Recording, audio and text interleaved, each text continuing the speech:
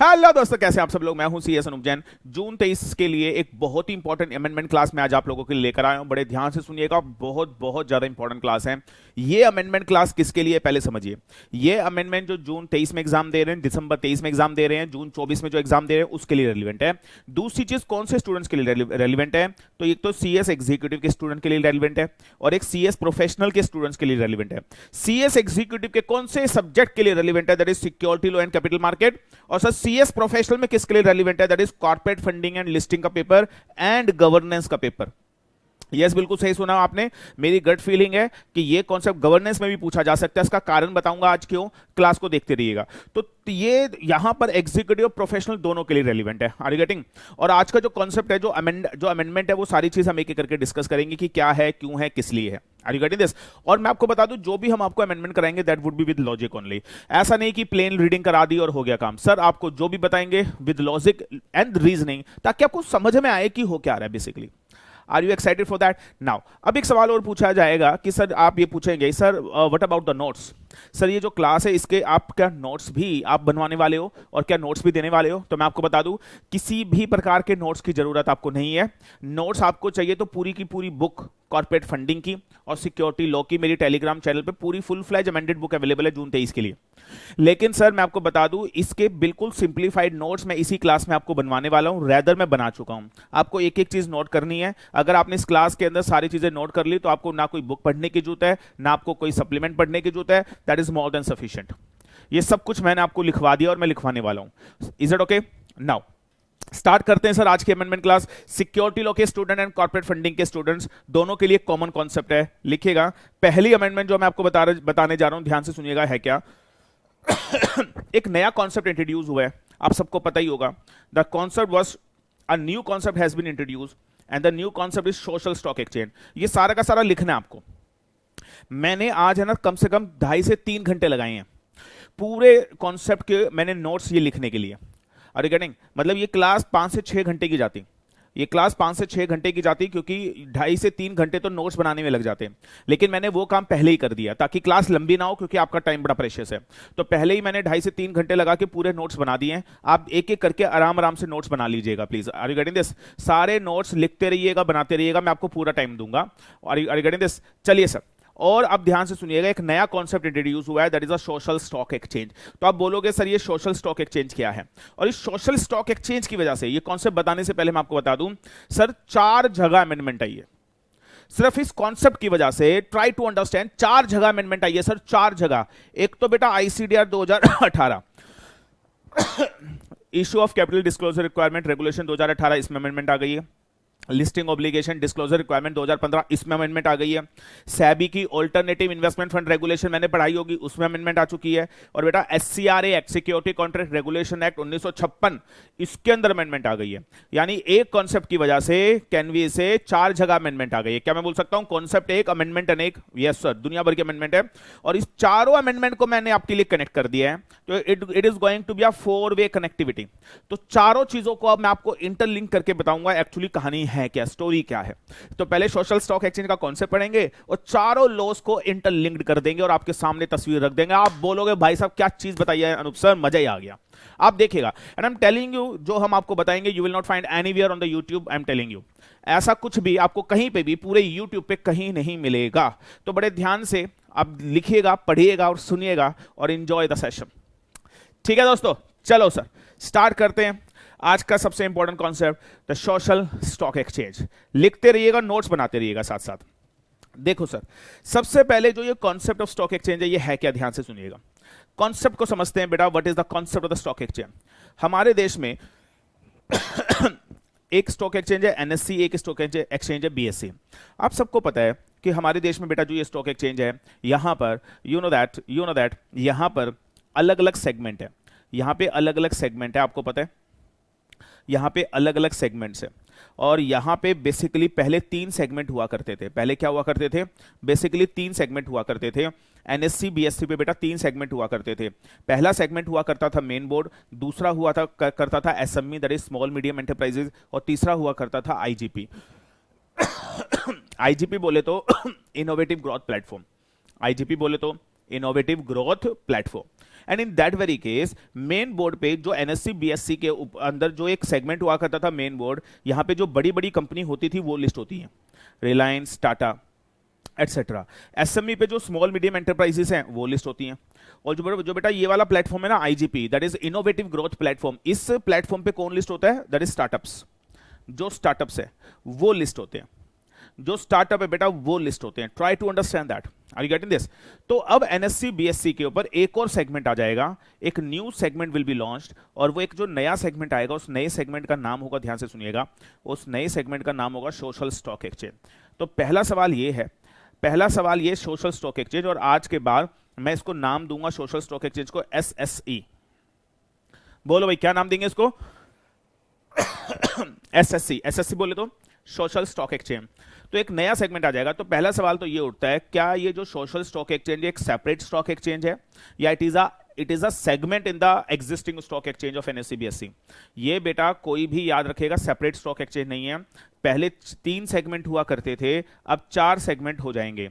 कोई बता सकता है जल्दी से, जो मुझे अभी देख रहा है, कोई बता सकता है जो भी देख रहा है कि बेटा सोशल स्टॉक एक्सचेंज पे कौन लिस्ट होगा? That is NPO, non profit organisation. Non profit organisation बेटा यहां पे लिस्ट होंगी, that is non profit organisation बेटा यहां पे लिस्ट होंगी, और यहां पे वो फंड भी रेस कर सकती है, यहां पे वो फंड भी रेस कर सकती है। तो that is something, can we say एक ऐसा सेगमेंट आ गया है जहां पे एनपीओ भी लिस्ट हो सकती हैं, नॉन प्रॉफिट ऑर्गेनाइजेशन। किसने सोचा था एक दिन ऐसा कॉन्सेप्ट आएगा कि सर कैन वी से जैसे रिलायंस, टाटा, इन्फोसिस लिस्ट है, किसने सोचा था एक ऐसा दिन आएगा कि जो नॉन प्रॉफिट ऑर्गेनाइजेशन है, जो नॉन प्रॉफिट ऑर्गेनाइजेशन है, वो भी लिस्ट होना स्टार्ट हो जाएगी। Isn't it outstanding concept? आपको नहीं लगता कुछ अलग ही कहानी हो गई है? What do you say guys? क्या लगता है आपको? एक नया कॉन्सेप्ट। अब ये है क्या, ये है क्या और ये होगा कैसे? अब ध्यान से सुनिएगा।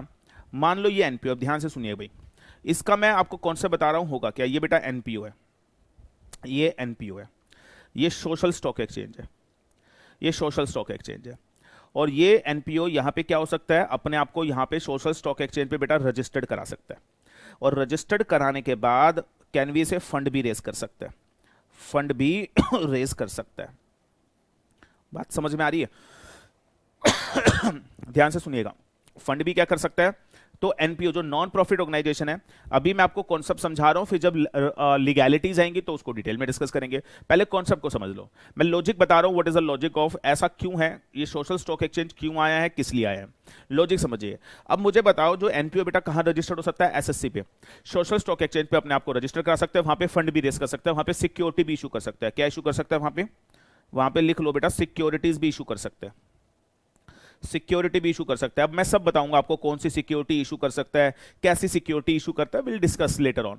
और अब ध्यान से सुनिए पहले जो मैं बता रहा हूं, तो एनपीओ अपने आप को कहां रजिस्टर्ड करवा लेगा? स्टॉक एक्सचेंज पे, और वहां से फंड भी रेस कर सकता है।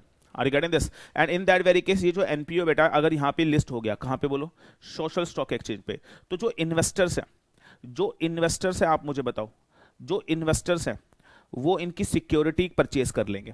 हाँ जी, जो इन्वेस्टर्स है, और मैं अब इन्वेस्टर यहां लिख देता हूं, ये रहा, ये जो बेटा इन्वेस्टर्स है, अगर आप लिस्ट हो गए, अगर आप लिस्ट हो गए, तो जो इन्वेस्टर्स होंगे, ये जो इन्वेस्टर्स होंगे, और ये इन्वेस्टर रिटेल इन्वेस्टर नहीं होंगे, बड़े बड़े इन्वेस्टर्स होंगे। अब वो इन्वेस्टर क्या करेंगे? इनकी सिक्योरिटी परचेज करेंगे, और इसको क्या दे देंगे? फंड्स दे देंगे। इसको क्या दे देंगे बोलो? फंड्स दे देंगे। तो इन दैट वेरी केस, और जो ये एनपीओ है, इनको जो ये फंड्स मिलेंगे, हाँ जी, अब आप मुझे बताओ, एनपीओ को जो फंड्स मिलेंगे, एनपीओ को क्या मिलेंगे बेटा? एनपीओ को जो फंड्स मिलेंगे, तो एनपीओ फंड्स को, दैट इज स्टेप नंबर 1, लिखते रहिए बेटा, ध्यान से सुनिएगा। Step number 1, step number 2, that is investor NPO को फंड्स दे देंगे, और फंड्स मिलने के बाद आप मुझे बताओ, दैट इज स्टेप नंबर 3। इसको लिखते हैं, एक सेकंड रुकिए, इसको बेटा लिखते हैं यहां पे स्टेप नंबर 3। और जो ये एनपीओ है, ये जो एनपीओ है स्टेप नंबर 3, हाँ जी, आप मुझे बताओ इस फंड्स को कहां इन्वेस्ट करेगा? इस फंड्स को कहां इन्वेस्ट करेगा? लिखेगा अपने और of its objects, on its objects, अपने ऑब्जेक्ट्स के ऊपर। और कोई बताएगा मुझे इस एनपीओ के क्या ऑब्जेक्ट्स हो सकते हैं? Can we say hunger eradication, can we say that is social welfare concepts के लिए। आप मुझे बताओ, सोशल वेलफेयर के लिए वो सारा पैसा यूज होगा। Are you getting this? Social welfare के लिए बेटा पैसा यूज होगा, that is something given, and this is something called the NPO. अब यहां पर जब आप ये, अब देखो इतना समझ में आ गया, जब इतनी सी बात समझ में आ जाती है ना, लोग है ना क्या करते हैं, मैं आपको बताऊं, इतना बताने के बाद बोलते हैं हो गया। मैं कह रहा हूं यहां से तो बेटा स्टोरी शुरू होगी, यहां से खत्म थोड़ी ना होगा, यहीं से तो सारे क्वेश्चन दिमाग में राइज होते हैं। भाई ये क्या बता दिया सर ने, आप मुझे बताओ, ये तो बहुत आसान है, इसमें तो कुछ है ही नहीं। आप बात समझो मेरी, आप मुझे बताओ एनपीओ ने अपने आप को कहां रजिस्टर कराया, सोशल स्टॉक एक्सचेंज पे। उसके बाद उसने क्या किया, अपनी सिक्योरिटी इशू कर दी, किसको, इन्वेस्टर को इशू कर दिया, और फिर इन्वेस्टर ने एनपीओ को क्या दे दिए, पैसे दे दिए। और जब एनपीओ ने पैसे दे दिए तो सर एनपीओ अब अपने ऑब्जेक्ट के लिए उस पैसे को क्या करेगा, यूज करेगा, यस और नो, ये हंगर इरेडिकेशन सोशल वेलफेयर के लिए यूज करेगा। तो सर ये सवाल बहुत सारे उठते हैं यहां पे, ये क्वेश्चन बहुत सारे उठते हैं कि सर ये सोशल स्टॉक एक्सचेंज का कॉन्सेप्ट क्यों है, किस लिए है, ये क्यों लाया गया है, ऐसा क्यों है। अब मैं एक एक करके आपको क्वेश्चन के जवाब दूंगा ताकि आप इस कॉन्सेप्ट को समझो। आईसीडीआर के अंदर प्रोविजन जो है थोड़ी देर में पढ़ेंगे, पहले कॉन्सेप्ट को पढ़िएगा। क्वेश्चन नंबर 1 कोई बता सकता है, क्वेश्चन नंबर 1, एनपीओ को बेटा क्यों अलाउड किया गया कि वो स्टॉक एक्सचेंज के ऊपर रजिस्टर्ड हो जाएं, वो सोशल स्टॉक एक्सचेंज पे रजिस्टर्ड हो जाएं। बेटा ध्यान से लिख लेना फटाफट भाई, लिख लेना, फिर बाद में बोलोगे हटा दिया सर। कोई बताएगा सोशल स्टॉक एक्सचेंज पे रजिस्टर्ड होने के लिए, एसएससी पे रजिस्टर्ड होने के लिए क्यों अलाउड किया है। लिखेगा द रीजन इज, जो ये एनपीओज हैं ट्रस्ट इश्यूज होते हैं, लोगों को बेटा ट्रस्ट इश्यू होते हैं, ध्यान से सुनना, लोगों को एनपीओ के अंदर ट्रस्ट इश्यू होते हैं बेटा। लोग एनपीओ को पैसा देके राजी नहीं होते, लेकिन अगर कोई एनपीओ मुझे बताओ स्टॉक एक्सचेंज से रजिस्टर्ड करा ले अपने आप को, and you registered with the stock exchange, और कौन से स्टॉक एक्सचेंज से रजिस्टर्ड हो आप, separate, that is social stock exchange. तो स्टॉक एक्सचेंज का रेगुलेटर कौन है, सेबी। तो मुझे बताओ एनपीओ को कौन रेगुलेट कर रहा है, सेबी। अगर एनपीओ सेबी, अगर एनपीओ आप मुझे बताओ स्टॉक एक्सचेंज से रजिस्टर्ड हो जाए तो सेबी उसको रेगुलेट करेगा नहीं करेगा, तो लोगों में जो ट्रस्ट फैक्टर है और जो ट्रस्ट इशू है, जो ट्रस्ट डेफिसिट है, वो हट जाएगा नहीं हट जाएगा। और आप मुझे बताओ जो ये एनपीओज हैं इनके पास ज्यादा डोनेशन आ जाएगा या नहीं आ जाएगा, और अगर ज्यादा डोनेशन आएगा तो क्या सोशल वेलफेयर के लिए ज्यादा काम किया जा सकता है, yes sir. That is very very important point. That is the reason sir trust issue. That is the reason the trust issue. इसलिए सर लॉ मेकर ने ये कॉन्सेप्ट लेकर आया कि सोशल स्टॉक एक्सचेंज को लाया जाए, और सोशल स्टॉक एक्सचेंज से अगर आप रजिस्टर्ड हो जाते हैं तो सर लोगों में ट्रस्ट क्रिएट होगा और वो लोग डोनेशन ज्यादा देंगे। आप मुझे बताओ यस और नो, यस। अब आप बोलोगे दूसरा कॉन्सेप्ट, क्वेश्चन नंबर 2, क्या क्वेश्चन 1 समझ में आया, क्या लॉजिक समझ में आ रहा हो क्या रहा है। दूसरा क्वेश्चन सर, फिर आप ये पूछोगे सर ठीक है, बात बिल्कुल आपकी बात तो बिल्कुल सही है। Question number 2, question number 2 sir, अब आप ये पूछोगे सर तो इसके अंदर ऐसे कौन से इन्वेस्टर होंगे जो इसमें पैसा लगाएंगे, किसी का दिमाग खराब है। मुझे बताओ व्हाई इन्वेस्टर परचेज सिक्योरिटी। अच्छा, जब इन्वेस्टर एनपीओ की सिक्योरिटी परचेज करेंगे और इनकी सिक्योरिटी परचेज करके एनपीओ को फंड्स देंगे, don't you think it is like a donation, don't you think it is like a donation. तो आप पूछोगे, आप मुझे बताओ, आप ये पूछना चाहोगे सर क्या इन्वेस्टर का दिमाग खराब है, इन्वेस्टर का दिमाग खराब है सर, वो एनपीओ की सिक्योरिटी क्यों खरीदेंगे। ये भी एक सवाल आ सकता है दिमाग में, वो एनपीओ की सिक्योरिटी खरीदेंगे ही क्यों, what is the reason behind that, NPO की सिक्योरिटी क्यों खरीदी जाएगी, कोई लॉजिक बता सकता है इसका।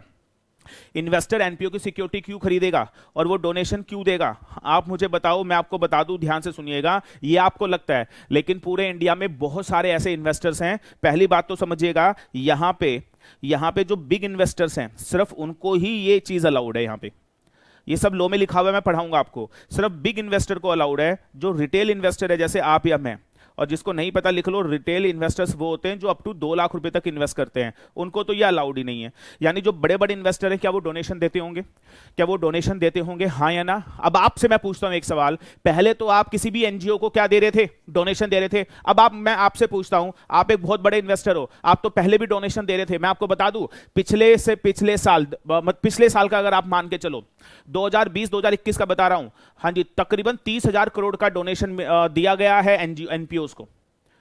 समझ में आ रहा है, 30,000 रुपए का, 30,000 करोड़ रुपए का। कैन यू इमेजिन दैट, 2020-2021 की फिगर बता रहा हूं, 2020-2021 30,000 करोड़ रुपए का फंडिंग दी गई है, किसको, डोनेशन दिया गया है सारे एनपीओ को अगर मिला दिया जाए तो मुझे बताओ पहले, यानी फंडिंग तो जा ही रही है ना लोगों को, एनपीओ को फंडिंग तो जा ही रही है। आप मुझे बताओ, एनपीओ को तो तुम फंडिंग दे ही रहे हो ना यार, हाँ या ना, यस। तो इंडिया के अंदर डोनेशन तो दिए जा रहे हैं, लेकिन आप मुझे बताओ, अगर एक स्टॉक एक्सचेंज के साथ अगर आप रजिस्टर्ड हो जाए एनपीओ, तो मुझे बताओ जो इंस्टीट्यूशनल इन्वेस्टर्स थे, जो बड़े इन्वेस्टर्स थे, जो पहले फंडिंग दे रहे थे, अब भी जो फंडिंग देंगे, क्या they will be more sure कि अब हमारा पैसा, हमारा चैरिटी का पैसा सही पर्पस के लिए लग रहा है, क्योंकि now NPO registered with stock exchange, and stock exchange के साथ रजिस्टर्ड हो तो सेबी का रेगुलेशन आपके ऊपर है, तो आप सही तरीके से काम करोगे। तो मुझे बताओ, इन्वेस्टर तो पहले भी पैसे दे रहे थे, और आपको नहीं लगता क्या अब और भी लोग पैसे देने स्टार्ट कर देंगे, क्योंकि जो ट्रस्ट इशू है वो खत्म हो जाएगा। इसलिए लोग पहले भी डोनेशन दे रहे थे, अभी भी डोनेशन दे रहे हैं। याद रखिएगा सर, आप डोनेशन नहीं देते ना, ओ हेलो, तुम लोग डोनेशन नहीं देते। तुम्हारे यहां पे तो घर के बाहर भी अगर कोई 20 रुपए मांगने आ जाए, तुम उसे 20 रुपए ना दो, असलियत है। तो तुम्हें लगता है दुनिया देती नहीं होगी डोनेशन, ये तो फालतू फंड की चीज है। भाई ये तुम नहीं देते इसलिए तुम्हें लग रहा है, लेकिन दुनिया के बड़े बड़े लोग, मैं आपको बता दूं, डोनेशन देते हैं। अरे गेटिंग, तुम अपनी बुद्धि के हिसाब से देख रहे हो, लेकिन यहां पे तुम्हारी बुद्धि लगनी नहीं है। ये तुम्हारी बुद्धि से ऊपर का कॉन्सेप्ट है। तुमने तो किसी को आज का 10-10 रुपए नहीं दिए होंगे, किसी को बेचारे को, जरूरतमंद को, तो तुम्हें कैसे बात समझ पचेगी ये कि भैया ये क्या डोनेशन का कॉन्सेप्ट है। लेकिन जो बड़े बड़े institutional investor they make donation. अब आप बोलोगे वो डोनेशन क्या, आप मुझे बताओ उनको टैक्स एग्जेम्पशन भी मिल जाएगी, नहीं मिल जाएगी? यस सर, उनको भी फायदा है। अबे भाई बहुत सारी चीजें हैं, समझ में आ रही है बात? तो सर उनको टैक्स एग्जेम्पशन मिल जाएगी, क्या उनको ये फायदा हो जाएगा? तो दैट इज द रीजन कि लॉ मेकर ने कॉन्सेप्ट बना दिया। क्या बना दिया कॉन्सेप्ट, बोलो जरा। कि अब आप देखो, अब दोबारा समझते हैं क्या गजब का कॉन्सेप्ट है।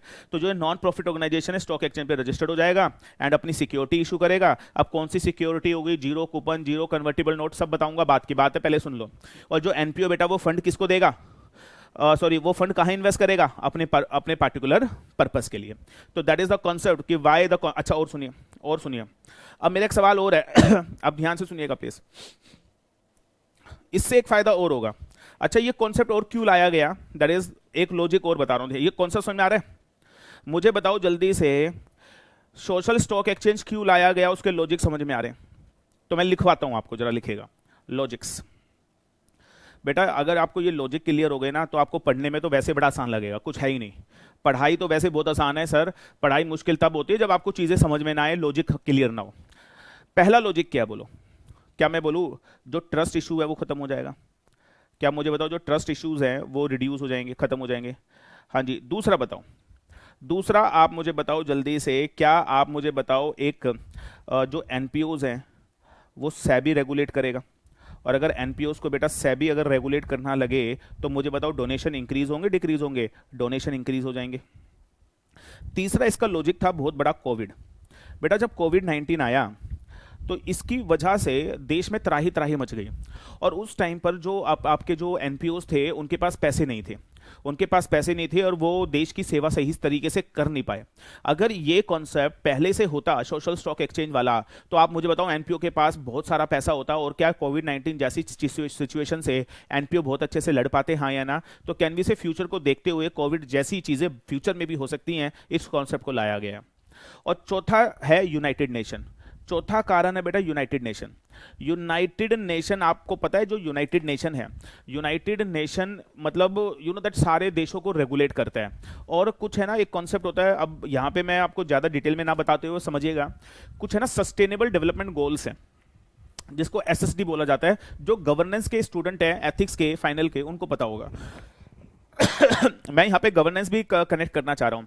आपको पता है हमारा देश ह्यूमन डेवलपमेंट में, हमारा देश कैन वी से गरीबी में, हंगर के अंदर, भूखमरी के अंदर बहुत पिछड़ा हुआ है, आपको पता है ये। और हर देशों ने कसम खा रखी है कि कुछ सस्टेनेबल डेवलपमेंट गोल्स हैं कि हर देश को वो पूरे करने हैं। तो सर वो सस्टेनेबल डेवलपमेंट गोल क्या, कि हमारे देश से भूखमरी खत्म हो जाए, माल न्यूट्रिशन खत्म हो जाए, सबको अच्छी कैन वी से खाने पीने की अच्छी सामान मिले, रहने की जगह मिले।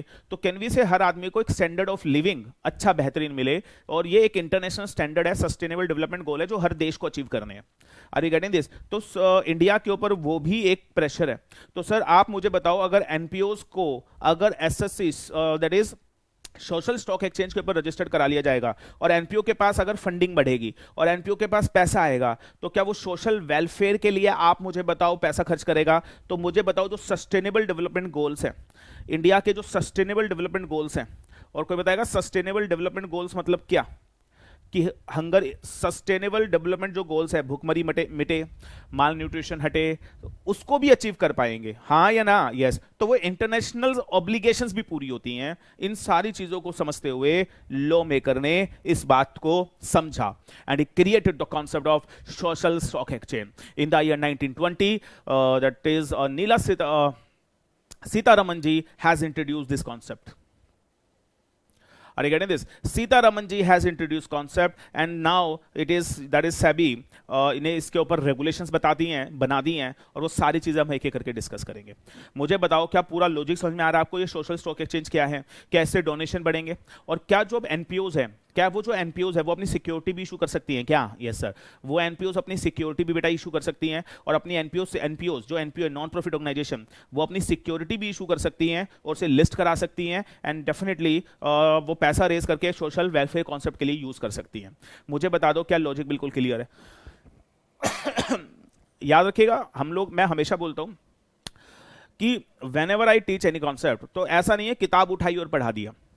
हम लोग किसी भी चीज को, जो भी चीज आती है, पहले उसके ऊपर प्रॉपर रिसर्च जाती है। Are you getting? तो कई महीनों की रिसर्च होती है बेटा, पहले रिसर्च की जाती है, उसके बाद कॉन्सेप्ट समझाए जाते हैं। ऐसे नहीं कि किताब पढ़ी और किताब में से बोल दिया देखो ऐसा हो गया, ऐसा हो गया, ऐसा हो गया, इंग्लिश टू हिंदी कर दी, बच्चा बोला हाँ भाई समझ में आ गया, and that's all. No sir, it is a purely a research content only. हम लोग बेटा पहले दिन रात चीजों के ऊपर, एक एक छोटे से छोटे कॉन्सेप्ट के ऊपर रिसर्च करते हैं, और उसके बाद वो सारी चीजें आपको पढ़ाते हैं और समझाते हैं in detail with the logic and reasoning, ताकि आपका दिमाग ओपन हो जाए। सिर्फ इंग्लिश टू हिंदी करके कोई फायदा नहीं होने वाला है, मैं आपको बता दूं। Have you understand the logic behind the social stock exchange? और अभी तो ये स्टार्टिंग है बेटा, अभी तो बहुत सारी चीजें मैंने इसके अंदर बतानी है। अब मैं आपको बताऊंगा ये सोशल स्टॉक एक्सचेंज का कॉन्सेप्ट बताने के बाद कहां कहां पे अमेंडमेंट आई है, कैसे कैसे अमेंडमेंट आई है, क्यों अमेंडमेंट आई है, किस लिए अमेंडमेंट आई है, लॉजिक क्या है उस अमेंडमेंट का, एक एक करके सारी चीजें बताऊंगा। मुझे बता दो क्या बात समझ में आ गई है? चलो भाई, सबसे पहले बेटा अमेंडमेंट देख लो, आईसीडीआर के अंदर आई है, और आईसीडीआर के अंदर एक सेपरेट चैप्टर इंट्रोड्यूस कर दिया गया है, दैट इज चैप्टर 10A, और उसका नाम ही क्या रख दिया है? Social stock exchange. तो आईसीडीआर रेगुलेशन के अंदर बेटा एक सेपरेट चैप्टर इंट्रोड्यूस कर दिया गया है, और सोशल स्टॉक एक्सचेंज के लिए सेपरेट रेगुलेशंस बना दी गई हैं। सेपरेट रेगुलेशंस बना दी गई हैं, बड़े ध्यान से सुनिएगा, क्या बना दी गई हैं? सेपरेट रेगुलेशंस बना दी गई हैं। मैंने सारा रेगुलेशन फॉर्म में लिखवा दिया बेटा। रेगुलेशन 292A से, 292A से स्टार्ट होगा, 292 A से स्टार्ट होगा, ठीक है जी? बात समझ में आई? तो चलो सर शुरू करते हैं और अमेंडमेंट स्टार्ट करते हैं। Are getting? सारी चीजें आपस में इंटरलिंक्ड होती चली जाएगी, ध्यान से देखते रहिएगा, सुनते रहिएगा, और नोट साथ के साथ बनाते रहिएगा, इफ यू रियली वांट कि आप अच्छा स्कोर करें और कॉन्सेप्ट को अच्छे से समझिए। देखिए, लिखना शुरू करें बेटा। मैं सारी चीजें जो लिखी हैं बोलूंगा और आपको बताऊंगा और समझाऊंगा। 292A, इसके अंदर डेफिनेशन लिखी हुई है। सबसे पहला शब्द लिखा है सोशल एंटरप्राइज। सबसे पहला शब्द क्या लिखा है? Social enterprise. अब आप मुझे बताओ सोशल एंटरप्राइज क्या है? तो ध्यान से सुनिएगा, सोशल एंटरप्राइज वो एंटरप्राइज है जो सोशल वेलफेयर के लिए कॉन्सेप्ट के लिए काम करती है। अब ध्यान से सुनिएगा, रेगुलेशन 292A, हाँ जी, बात चल रही है कि सोशल एंटरप्राइज क्या है। तो लिखिएगा, it shall be connected with regulation 292E। ये बेटा 292E से कनेक्ट होगा, और एक सवाल उठता है कि सोशल एंटरप्राइज क्या होती है। अगर आप सोशल एंटरप्राइज बनना चाहते हो तो सोशल एंटरप्राइज क्या है? तो ध्यान से सुनिएगा, 292E बोलता है। अब इसको ध्यान से सुनिएगा, डेफिनेशन पढ़ने से पहले सबसे पहले स्टार्ट करेंगे रेगुलेशन 292E ऑफ आईसीडीआर। कोई बताएगा ये कौन सी रेगुलेशन की बात हो रही है? ये बेटा आईसीडीआर रेगुलेशन की बात हो रही है, ठीक है दोस्तों? बोलो जी, ये सुनो, बड़ी अच्छी बात है। अब बेटा eligibility for the social enterprise, मतलब आप सोशल एंटरप्राइज कब माने जाओगे? सोशल एंटरप्राइज कब माने जाओगे? तो लोमेकर कहता है सोशल एंटरप्राइज, ये डेफिनेशन हम पढ़ेंगे, ये डेफिनेशन दोबारा पढ़ेंगे, पहले आप, और अभी इसको लिखना मत, जब लिखने का टाइम आएगा तो बताऊंगा, अभी मत लिखना। सोशल एंटरप्राइज अब कब मानोगे? सोशल एंटरप्राइज अब तब माने जाओगे जब आप नीचे लिखी हुई कोई भी एक एक्टिविटी कर रहे हो। अगर आप कोई भी नीचे लिखे कोई एक एक्टिविटी कर रहे हो तो आप सोशल एंटरप्राइज माने जाओगे। अगर आप नीचे लिखी हुई कोई भी एक एक्टिविटी कर रहे हो, जल्दी बोलो मैं क्या कह रहा हूं? मैं कह रहा हूं अगर नीचे लिखी हुई अगर आप कोई भी एक एक्टिविटी कर रहे हो तो बेटा तब आप माने जाओगे। बोलो क्या? That is a social enterprise. मतलब अगर आप काम कर रहे हो for eradicating hunger, poverty and malnutrition, अगर आप काम कर रहे हो फॉर प्रमोटिंग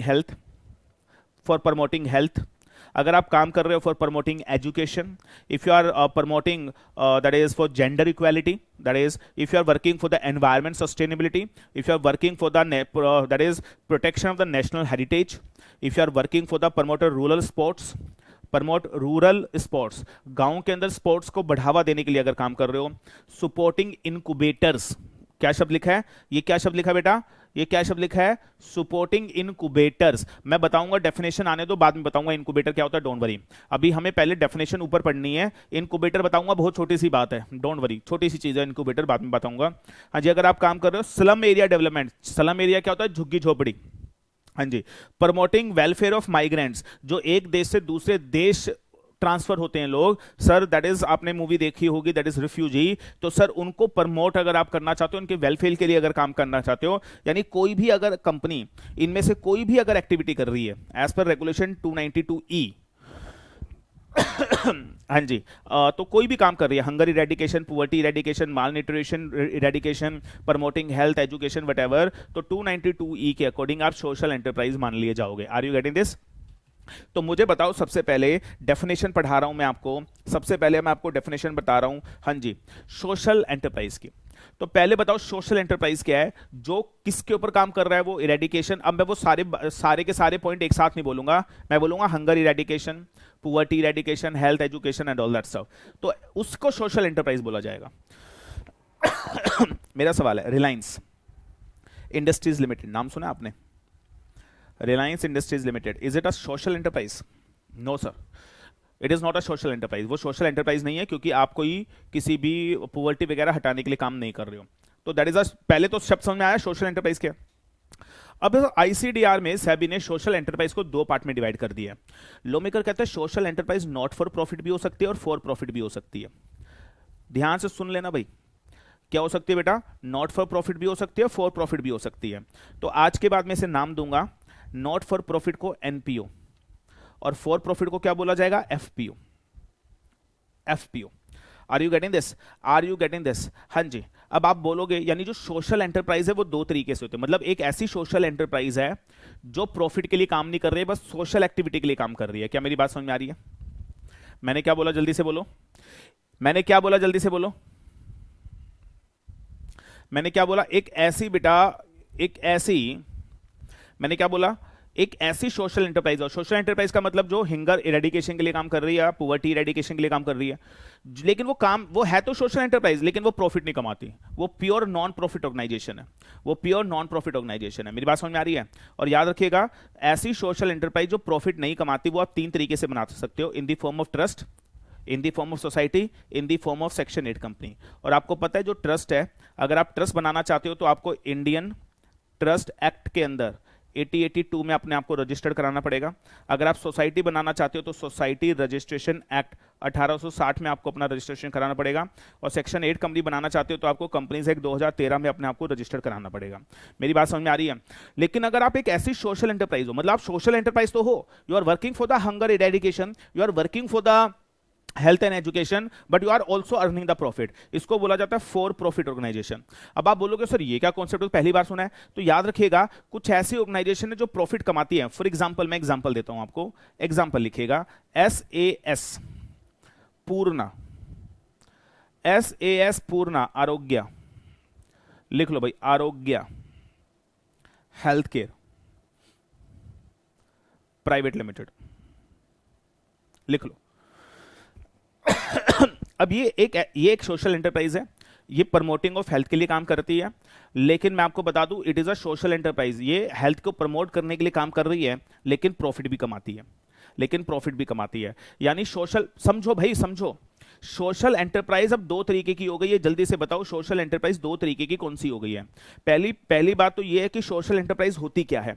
सोशल एंटरप्राइज जो हंगर इरेडिकेशन या हेल्थ एजुकेशन के लिए काम कर रही है, and that is a social enterprise. लेकिन वो जो सोशल एंटरप्राइज है, ध्यान से समझिएगा, जो इन एक्टिविटीज के अंदर इन्वॉल्व है, हेलो, जो बेटा इन एक्टिविटीज के अंदर इन्वॉल्व है, जो ये इन एक्टिविटीज के इन्वॉल्व है, समझ में आ रहा है? जो इन एक्टिविटीज के अंदर इन्वॉल्व है उसे क्या बोला जाएगा? Social enterprise. और अगर वो इन एक्टिविटीज के अंदर इन्वॉल्व है और वो प्रॉफिट नहीं कमा रही है, तो that is a non profit organisation, that is NPO.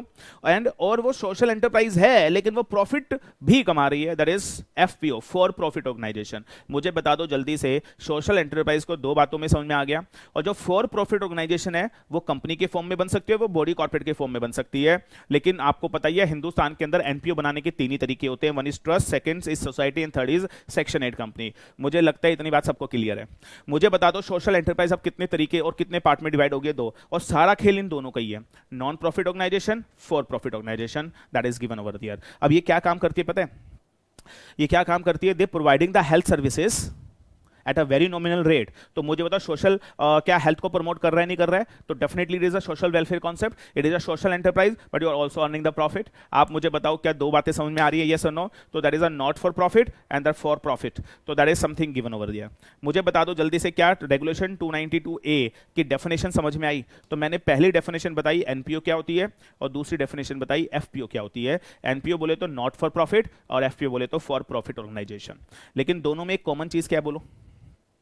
दोनों में कॉमन चीज क्या बोलो? Both of them are the social enterprise. और सोशल एंटरप्राइज क्या बोलो बेटा? सोशल एंटरप्राइज एक ऐसी कंपनी, एक ऐसी ऑर्गेनाइजेशन जो इनमें से किसी भी ऑब्जेक्ट के ऊपर काम कर रही है, उसी को नाम दिया जाता है, जल्दी से बोलो क्या? जल्दी से बोलो क्या? उसको नाम दिया जाएगा क्या? The social enterprise. और social enterprise divided into two part. मुझे उम्मीद है regulation 292A read with 292E समझ में आ गया होगा, हाँ या ना? यस। लो भाई डेफिनेशन 2 खत्म हो गई है। Is it okay? मुझे बताओ लिख लिया आप लोगों ने? क्वेश्चन आ सकता है पेपर में, what is not for profit? तो आप क्या बोलोगे? Not for profit organisation is a social enterprise, हाँ जी, which can be formed in the form of trust, society and section 8 company. और कोई आपसे पूछ ले what is a for profit organisation, तो आप बोलोगे it is a social enterprise which is formed in the form of company और the body corporate. Have you understand that? जल्दी से यस लिख के बताओ। Yes sir. सारे बच्चे जो देख रहे हैं अभी यस लिख के बताओ प्लीज, समझ में आया नहीं आया? नाउ उसके बाद बेटा 292B। अच्छा मुझे बताओ ये रेगुलेशन किसकी है? आईसीडीआर की।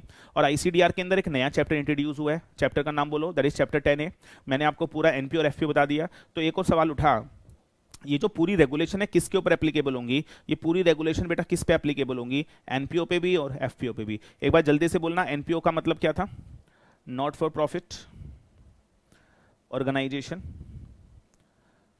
Not for profit organisation. और ये क्या था बोलो? Profit organisation. और कोई बताएगा मुझे दोनों में कॉमन चीज क्या है? बता दो ना प्लीज। क्या मैं बोलूं this is also a social enterprise? See the clarity in the concept बेटा।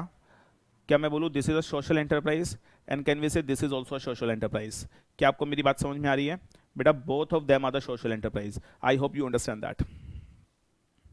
नाउ तो एप्लीकेबिलिटी यानी ये जो चैप्टर 10A है ये किसके ऊपर एप्लीकेबल होगा? दोनों पे, एनपीओ पे भी और एफपीओ पे भी। फिर रेगुलेशन 292 दैट इज सी। तो रेगुलेशन 292C क्या बोलता है? हाँ जी, याद रखिएगा यहां पर मैंने आपको बोला था कि जो इन्वेस्टर्स है, यहां पे इन्वेस्टर कौन से इन्वेस्टर है? याद है मैंने बोला था जो नॉन प्रॉफिट ऑर्गेनाइजेशन है वो अपनी सिक्योरिटी इशू करके लिस्ट भी करा सकती है, फंड रेज कर सकती है। तो यहाँ पे पैसा सिर्फ कौन लगा सकता है? इंस्टीट्यूशनल इन्वेस्टर और नॉन इंस्टीट्यूशनल इन्वेस्टर। और यहाँ पे इंस्टीट्यूशनल इन्वेस्टर का मतलब है QIB, qualified institutional investor, qualified institutional buyer. और नॉन इंस्टीट्यूशनल इन्वेस्टर यहाँ पे कौन है? HNI। 3 तरीके के इन्वेस्टर्स होते हैं, आपको पता ही होगा। 3 तरीके के इन्वेस्टर्स होते हैं। पहला दैट इज QIB, दूसरा HNI, तीसरा RII। RII क्या होता है? Who invest up to 2 lakh rupees. तो लॉ मेकर ने यहां पर बोला है जो रिटेल इन्वेस्टर है वो अलाउड नहीं है। लॉ मेकर कहता है लो जो रिटेल इन्वेस्टर है वो तो बेचारा वैसे ही छोटा सा है, वो तो बेचारा वैसे ही मासूम सा है, उसके पास तो वैसे पैसे नहीं है, उससे डोनेशन नहीं लेंगे। लेकिन कोई बताएगा ये नॉन इंस्टीट्यूशनल इन्वेस्टर कौन होता है? Who invest more than 2 lakh rupees. और QIB कौन होते हैं? ये तो बैंक, PFI, म्यूचुअल फंड, ये बड़े बड़े इन्वेस्टर्स होते हैं। तो सर ये इन्वेस्टर्स है, तो क्या आप मुझे बताओ किसको अलाउड नहीं है यहाँ पे? कौन इन्वेस्ट नहीं करेगा यहाँ पे? रिटेल हम नहीं करेंगे, छोटे मोटे इन्वेस्टर नहीं करेंगे, लेकिन जो बड़े इन्वेस्टर कर सकते हैं कर सकते हैं। Are you getting? अच्छा कौन कौन कर सकता है? QIB अलाउड है, HNI अलाउड है, तीसरा कौन है? As specified. और अगर फ्यूचर में अगर सेबी कुछ और लोगों को स्पेसिफाई कर दे तो वो भी हो सकते हैं। तो क्या पता फ्यूचर में लॉ मेकर RII को भी अलाउड कर दे, सेबी उसको भी अलाउड कर दे, बट अभी अलाउड नहीं है। तो इन्वेस्टर ये मैं बता चुका हूं सारी बातें। Yes. Regulation 292D, every social stock exchange shall have a stock exchange governing council. Stock exchange governing council कुछ भी नहीं है, छोटी सी बात है, ये रेगुलेशन बेटा 292D में लिखा हुआ है। अब जो सोशल स्टॉक एक्सचेंज बनेगा ना, अब जो सोशल स्टॉक एक्सचेंज बनेगा तो सोशल स्टॉक एक्सचेंज किसको रेगुलेट करेगा? दैट इज सोशल एंटरप्राइज को। और आपको पता ही है कि सोशल एंटरप्राइज 2 तरीके की होती है, यस और नो। और बेटा जो ये सोशल एंटरप्राइज को रेगुलेट करेगा ये सोशल स्टॉक एक्सचेंज। तो एक सवाल और उठता है, जो ये सोशल स्टॉक एक्सचेंज बेटा इसको रेगुलेट करेगा, ध्यान से सुनिएगा, तो इसके ऊपर एक स्टॉक एक्सचेंज गवर्निंग काउंसिल बनेगी। और सोशल स्टॉक एक्सचेंज के ऊपर जो ये स्टॉक एक्सचेंज गवर्निंग काउंसिल होगी ये इस सोशल स्टॉक एक्सचेंज को रेगुलेट करेगा कि कैसे ये सोशल स्टॉक एक्सचेंज अपनी ड्यूटी निभा रहा है, कैसे काम कर रहा है। तो कैन वी से social enterprise will be regulated by the social stock exchange and social stock exchange will be regulated by the stock exchange governing council. ये बात रेगुलेशन 292 सब 292 डी ऑफ आईसीडीआर रेगुलेशन, ये सारी बातें कौन सी रेगुलेशन की हो रही है डफरो, ये तो बता दो। अबे बता दो भाई, बता दो भाई, कुछ तो बता दो, कौन सी रेगुलेशन की बातें हो रही हैं आपके सामने, क्या मेरी बात समझ में आ रही है? तो that is given under regulation 292 D, that is given over दियर। क्या मेरी बात समझ में आ गई है? क्या दोस्तों हम आगे बढ़े? यस सर, हमें रोकेगा कौन? नाउ और लिखेगा, हाँ जी 292 ये मैं आपको बता ही चुका हूं। सोशल एंटरप्राइज कौन माना जाएगा? सोशल एंटरप्राइज कौन माना जाएगा? तो लॉ मेकर ने साफ साफ बोल दिया है 292 में सोशल एंटरप्राइज एनपीओ मानी जाएगी और एफपीओ मानी जाएगी। हाँ जी, और ये एससी एनपीओ और एससी एफपीओ हैं, ये एससी एनपीओ और एससी एफपीओ हैं, हाँ जी, जो इनमें से कोई एक काम कर रही है, जो इसमें से क्या कर रही है, इनमें से कोई एक काम कर रही है। मेरी बात समझ में आ रही है? जो इसमें से कोई एक काम कर रही है। मुझे बता दो जल्दी से कि आपको मेरी बात समझ में आ रही है? 292E is it okay with you? तो सोशल एंटरप्राइज एक एनपीओ होगा, non profit organisation, for profit organisation, जो इसमें से किसी भी एक एक्टिविटी के अंदर इन्वॉल्व है। ये मैं आपको कई बार, एक बार नहीं कई बार बता चुका हूं। 290 इनक्यूबेटर के बारे में बता दूंगा बेटा, टेंशन मत लो। बहुत आपने उसमें नहीं पढ़ा क्या इनक्यूबेटर? सेटिंग अप के अंदर भी पढ़ा होगा, मैं बता दूंगा अभी मैं इसके ऊपर, क्योंकि इनक्यूबेटर को बताऊंगा थोड़ा सा मामला डेविएट हो जाएगा, तो मैं पहले इस पे फोकस करना चाह रहा हूं, डेविएट ना होकर। रेगुलेशन 292F, सारी रेगुलेशन बेटा जितनी भी थी सारी करा रहा हूं सेबी की वेबसाइट से। 292F लिखे। नाउ अब आप मुझे बताओ सोशल एंटरप्राइज रेगुलेशन 292F बता रहा हूं, कोई बताएगा सोशल एंटरप्राइज कितने तरीके की थी? जल्दी बोलो, दो तरीके की। One is NPO and second is FPO. NPO बोलो तो नॉन प्रॉफिट ऑर्गेनाइजेशन, एफपीओ बोले तो फॉर प्रॉफिट ऑर्गेनाइजेशन। कोई बताएगा एनपीओ कौन से फॉर्म में बना सकते थे? ट्रस्ट के फॉर्म में, वाओ, सोसाइटी के फॉर्म में, वेरी वाओ, और बेटा सेक्शन 8 कंपनी के फॉर्म में। और कोई बताएगा एफपीओ कौन से फॉर्म में बना सकते थे? कैन वी से कंपनी के फॉर्म में और बॉडी कॉर्पोरेट के फॉर्म में। क्या ये बात समझ में आ गई है आपको? बिल्कुल आ गई है, आपके सामने है सर, आपके सामने सारी स्टोरी है, ठीक है जी, आपके सामने पूरी स्टोरी है। Now my question from you, मेरा एक सवाल और है आप लोगों से।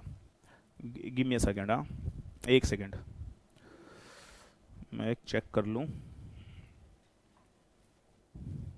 ठीक है, स्पेस तो है ना? ठीक है, इतना समझ में आ रहा है? चलो सर, अब लिखिएगा, सबसे पहले बात करेंगे एनपीओ की, रजिस्ट्रेशन फॉर एनपीओ, और उसके बाद बात करेंगे 292G की, और फिर हम यहां पे जब 292G की बात करेंगे, ध्यान से सुनिएगा, when we talk about the 292G, हाँ जी, तो when we talk about the 292G, तो यहां पे क्या लिखा हुआ है देखो जरा, तो यहां पे हम बात करेंगे किसकी? That is fund raise by the NPO. किसकी बात करेंगे बोलो? Fund raise by the NPO. तो दैट इज एनपीओ, और दैट इज, और यहां पे एक सेकेंड और लिखिएगा,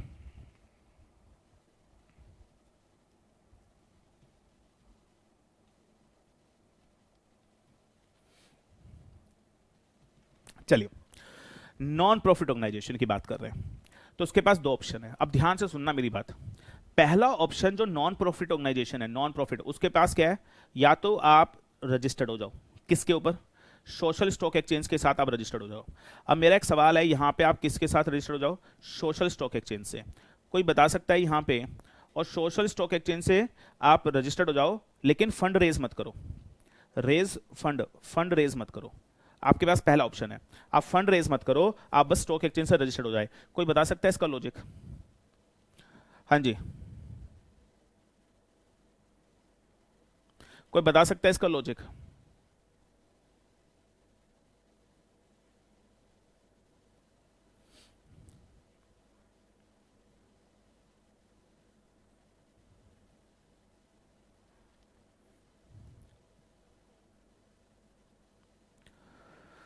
हाँ जी,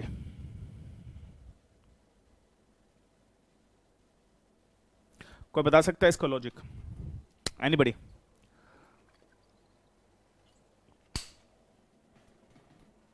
what is the logic behind that? अच्छा, दूसरा ऑप्शन क्या है? आप स्टॉक एक्सचेंज के साथ, सोशल स्टॉक एक्सचेंज के साथ, एसएससी के साथ रजिस्टर्ड हो जाएं और फंड भी रेज कर लें बाय इशूइंग। और फंड रेज करने के लिए क्या इशू करें? Bye issuing security. अब वो कौन सी सिक्योरिटी भी डिस्कस करेंगे थोड़ी देर में, और उसको बोलेंगे सिक्योरिटी दैट इज, आप सिक्योरिटी इशू कर सकते हो नॉन कन्वर्टिबल, सॉरी, सिक्योरिटी के बारे में नीचे बात करते हैं, नीचे लिखा हुआ है, वो डिस्कस तब करेंगे। बस अभी यहां लिख लो बाय इशूइंग सिक्योरिटी, बस दैट्स इट। नाउ अब मेरा एक सवाल है, दो ऑप्शन है अब है ना यहाँ पे एनपीओ, अभी हम एनपीओ की बात कर रहे हैं, एफपीओ की बात कर रहे हैं? एनपीओ की बात करें तो एनपीओ के पास दो ऑप्शन है। पहले या तो तुम स्टॉक एक्सचेंज के साथ रजिस्टर्ड हो जाओ। अगर तुम बेटा स्टॉक एक्सचेंज के साथ रजिस्टर्ड हो गए और तुमने फंड रेज भी नहीं किया, तो सबसे बड़ा फायदा क्या होगा? Now you are regulated by the stock exchange, तो आपके डोनेशन बढ़ जाएंगे। क्या फायदा है या नहीं है?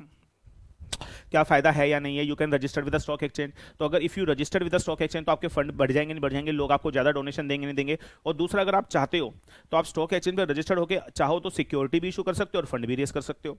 और सिक्योरिटी इशू करके लोगों को सिक्योरिटी इशू कर दो और सिक्योरिटी इशू करके उनसे पैसा ले लो, it will be like a donation. क्या मैं बोलूं? It is a alternative method of the raising finance for the NPOs. Answer is yes. क्या दोनों ऑब्जेक्टिव समझ में आ रहे हैं? क्या एनपीओ, अब आप मुझे बताओ, एनपीओ के पास दो ऑप्शन है, क्या वो दोनों ऑप्शन समझ में आ रहे हैं? अरे क्या नहीं? क्या एनपीओ, क्या मैं आपको बता दूं सर, मेरी बात सुन लो। ये तो मैंने नोट्स बना दिए, नहीं तो ये सेशन 5 घंटे चलता। ये तो नोट्स बना दिए इतने आराम से, और अब आपको कुछ करने की जरूरत नहीं, फटाफट लिख रहे हो। नहीं तो सर इसको मैं लिखता तो इसको बनाने में मुझे 3 घंटे लगे हैं। नाउ अब आप मुझे बताओ जल्दी से, क्या बात समझ में आई? तो that is a very very important point. तो दो ऑप्शन है, या तो अपने आपको रजिस्टर करा लो, इससे क्या होगा? आपके डोनेशन इंक्रीज हो जाएंगे। और दूसरा, आप रजिस्टर्ड करा के सिक्योरिटी भी इशू कर लो, फंड रेज कर लो, and that is security issue कर लो। एंड दैट इज, वो सिक्योरिटी कैसे इशू करोगे नीचे बताऊंगा। क्या 292F समझ में आ रहा है? यस। उसके बाद fund raising bye the NPO. अब एनपीओ बेटा फंड कैसे रेज कर सकता है? इस चार्ट को ध्यान से सुनिएगा। एनपीओ बेटा फंड रेज कर सकता है थ्रू एनपीओ। अब एनपीओ जो है नॉन प्रॉफिट ऑर्गेनाइजेशन, उसके पास दो ऑप्शन थे। वो एसएससी पे क्या हो सकता था? रजिस्टर्ड। और एसएससी पे रजिस्टर्ड होके क्या कर सकता था? सिक्योरिटी इशू कर सकता था, बताया था अभी आपको। अब वो कौन सी सिक्योरिटी इशू कर सकता है? तो ध्यान से सुनिएगा, सिक्योरिटी का नाम है zero coupon, zero principal instrument. और आज के बाद इसको नाम दे देंगे, लिखेगा इसको, आज के बाद बेटा नाम दे देंगे ZC/ZP instrument, ZC/ZP, zero coupon zero principal instrument. हाँ जी। तो जो स्टॉक, जो ये एनपीओ है, वो इन्वेस्टर को, जो बेटा ये स्टॉक एक्सचेंज, जो ये एनपीओ है, ध्यान से समझिए, वो बेटा इन्वेस्टर को क्या इशू करेगा?